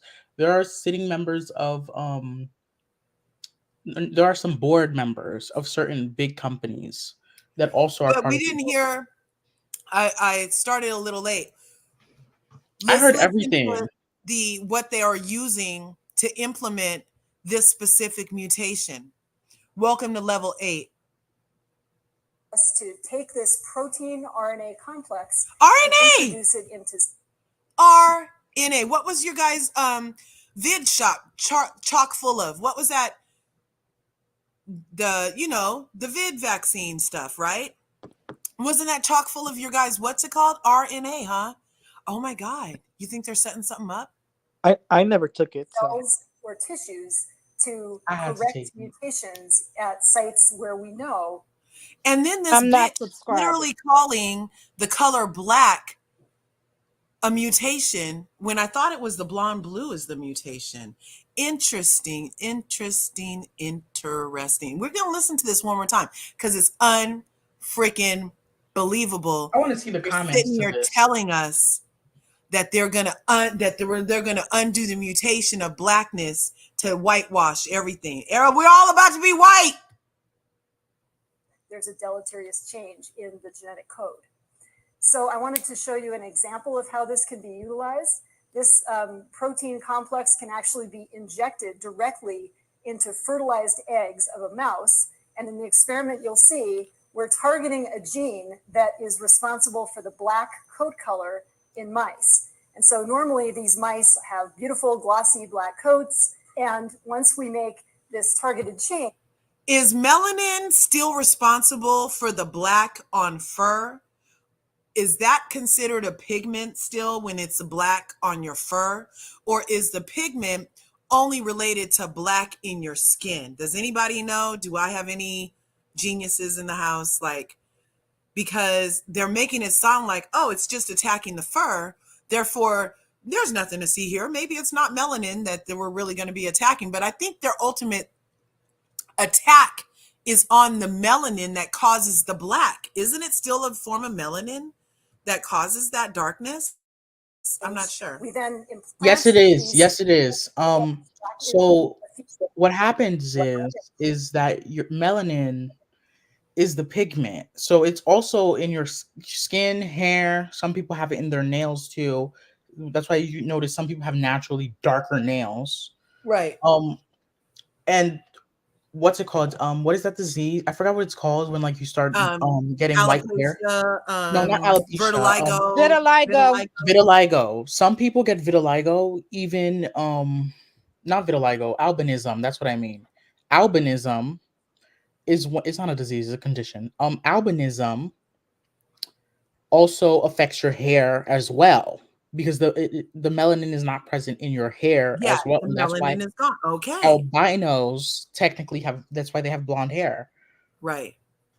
And then if you look at who's in this room, like you were mentioning earlier, like who's on the board of this shit, but the people that are in this room are all white. There's not a black person in this room being told that we're looking at ways to get your melanin off you, at least in the little clips that we see here. Watch this. And the thing is, it's very problematic how I'm going to say this and you're probably going to jump at me. This isn't the worst thing I've heard from the World Economic Forum. I've heard worse. No, I'm not mad. Hey, I know it's I've worse. heard worse. I keep running away from level 13. It's way worse. There's worse things that they plan than this. Oh my gosh. I mean, the plan, those movies that kid us, those comedy movies where the chicken makes the people crazy and the malt liquor makes the people, it's a lot worse. It's a lot worse. Okay. But where'd it go? I don't know where she went. We don't have to listen to her anymore because you know what? My damn alarm just went off, you guys. My alarm, because we're on our way to the mall. You know your girl. Okay. So when I was growing up, I grew up in Oakland, and then we moved to LA in 1984, right in time for colors. So also, I went from all parochial schools. That means private, usually of a denomination. And I went from all private parochial schools. My entire schooling had been in classrooms with 10 people taught by the lady at church on Sunday. Okay. Like those kind of classes. Okay. And then I go from Oakland, which sounds like, oh, you weren't that sheltered. You're from Oakland, to Los Angeles and end up in public schools. Okay. And so all I know is that my only place that I just felt okay when I got to LA, Santa Monica to be exact, was at the Santa Monica Mall at the new indoor mall, because they had an old mall that was like 3 blocks of outdoor shops. And then they had this new mall that was in a building and had 3 stories and in-ground, covered parking and stuff. It was a big to-do when they first came out. The only place your girl Larger Curves found any solace from being so lonely away from all my friends, I was 13 going on 14, so lonely, was the fucking mall, you guys. I was a bona fide mall rat. That was where my parents knew to find me. The teachers knew to find me. My siblings knew to find me. My friends knew to find me. And it wasn't because anybody gave me a job, and it wasn't for not trying, because I used to go to every shop in the mall on once a month. I was coming in there and see if I could work at, what was that place? Contempo, Forever 21, Radio Shack, Chick-fil-A, all the shops and everything. Never got a job. But we would just walk around the mall, hang out in the food court before Chick-fil-A was a thing. And they were always trying to get us to eat their chicken. They would cut it up in little squares and try to get us to eat their chicken and everything. And, but they still had those crisscross fries. And we were always like, their fries are whack. Why are they doing them like that? We didn't understand the waffle. So, but now I take my son to the mall and I try to make him a mall rat, you guys. I'm like, just go walk around, watch. You're going to love it. Just go be yourself. Walk around, be yourself in this space of all these people. And you don't really even have time to realize that you're lonely. Is now as an adult, what I realized was happening for me as a child, looking for some place to be and fit and feel like I was okay. And it was the mall. And so now I'm about to go take my son to the mall, because for the holiday season, if you happen to have any Cutco knives, you can usually find the Cutco man in the mall and get your free sharpening for life thing going on. So I'm about to go take my Cutco block of Cutco knives and Cutco scissors to the Cutco man at the mall and hope my son walks around and enjoys himself and looks at all the hotties. And you know what I'm saying? Yeah. And just like his self. You know what I'm saying? Like I want him to like be his self, but I don't think he's been being himself because I'm his mom. So I'm like, just go be you. You don't even know who that is yet. You'll find him walking around the mall. You know what I mean? Like, do you guys think I'm crazy? Were you guys ever Molly? Yeah, because our mall also had or still has a movie theater in it.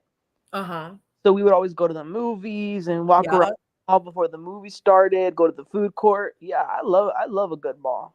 Right. Right on. Either you guys do a mall or used to do a mall? Yeah, when I was younger, not now. Yeah. Well, that's why I'm telling like I'm going there for this, but while we're there, I really want him to, like you said, he's younger. He's 15. Let him go do his 15 thing, you know? Yeah. For sure, for sure. They hang out in the malls? Yeah, the malls people are out. It's out right now. Well, and plus it's Christmas time. But whenever we go, careful. Yeah, we have our masks. We have our mask and sanitizer. No, I'm not talking about that. There's a lot of carjackings. Be careful. Carjackings. Oh, I haven't seen that on my news. Is that a thing this year? It's a thing here. Be careful. Yeah, no. We don't have it's 11 o'clock in the morning. We'll be good. We'll be good. That's all I'm saying. We'll be good. Shay B was saying, preach about something. Yes, the Jodie Foster movie. Oh my God. That was disgusting. And that happens all the time. And then the people were like, well, she had that skirt on. And because she was dancing and feeling herself, she gives us the right to feel her. It's amazing the world we live in. There's oh my gosh. Yes. So like Corey just said, be careful, you guys. Buenos dias, verbatim. Good morning, English equivalency. Sebastian, what other language? I left Cali 9 months ago because of the taxes. Yeah. Or was it because you were tired of paying your arm and your leg for rent and having no money or a freaking limb to wipe your ass with? Yeah. This tax out here will get you. World Economic Forum. We're going to have to look at that next time. Skin cells. Yep. Melanin, every cell of your body. Yes, because in our substantia nigra, look it up. The substantia nigra is directly related to creating the melanin that we have. And did you guys know that Parkinson's is a melanin deficiency related thing? Did you guys know that? Bam, you heard it here. Do your own research though. You were on a Molly and your kids don't like to go. Oh, you were a Molly, but your kids don't like to go. Yeah, we used to call them mall rats out here and we had no problem with it. We'd be like, I'm a mall rat. You know how usually rats are like not a great thing, but a mall rat? Please, Contempo? Please, Benetton? The Gap? You guys have no freaking idea how great a freaking mall used to be. Anyway, let me go take my knives before the man gives my appointment to the next Cutco crazy lady. I'll see you guys in the next video. Be good to each other. There's enough to go around. I love you guys.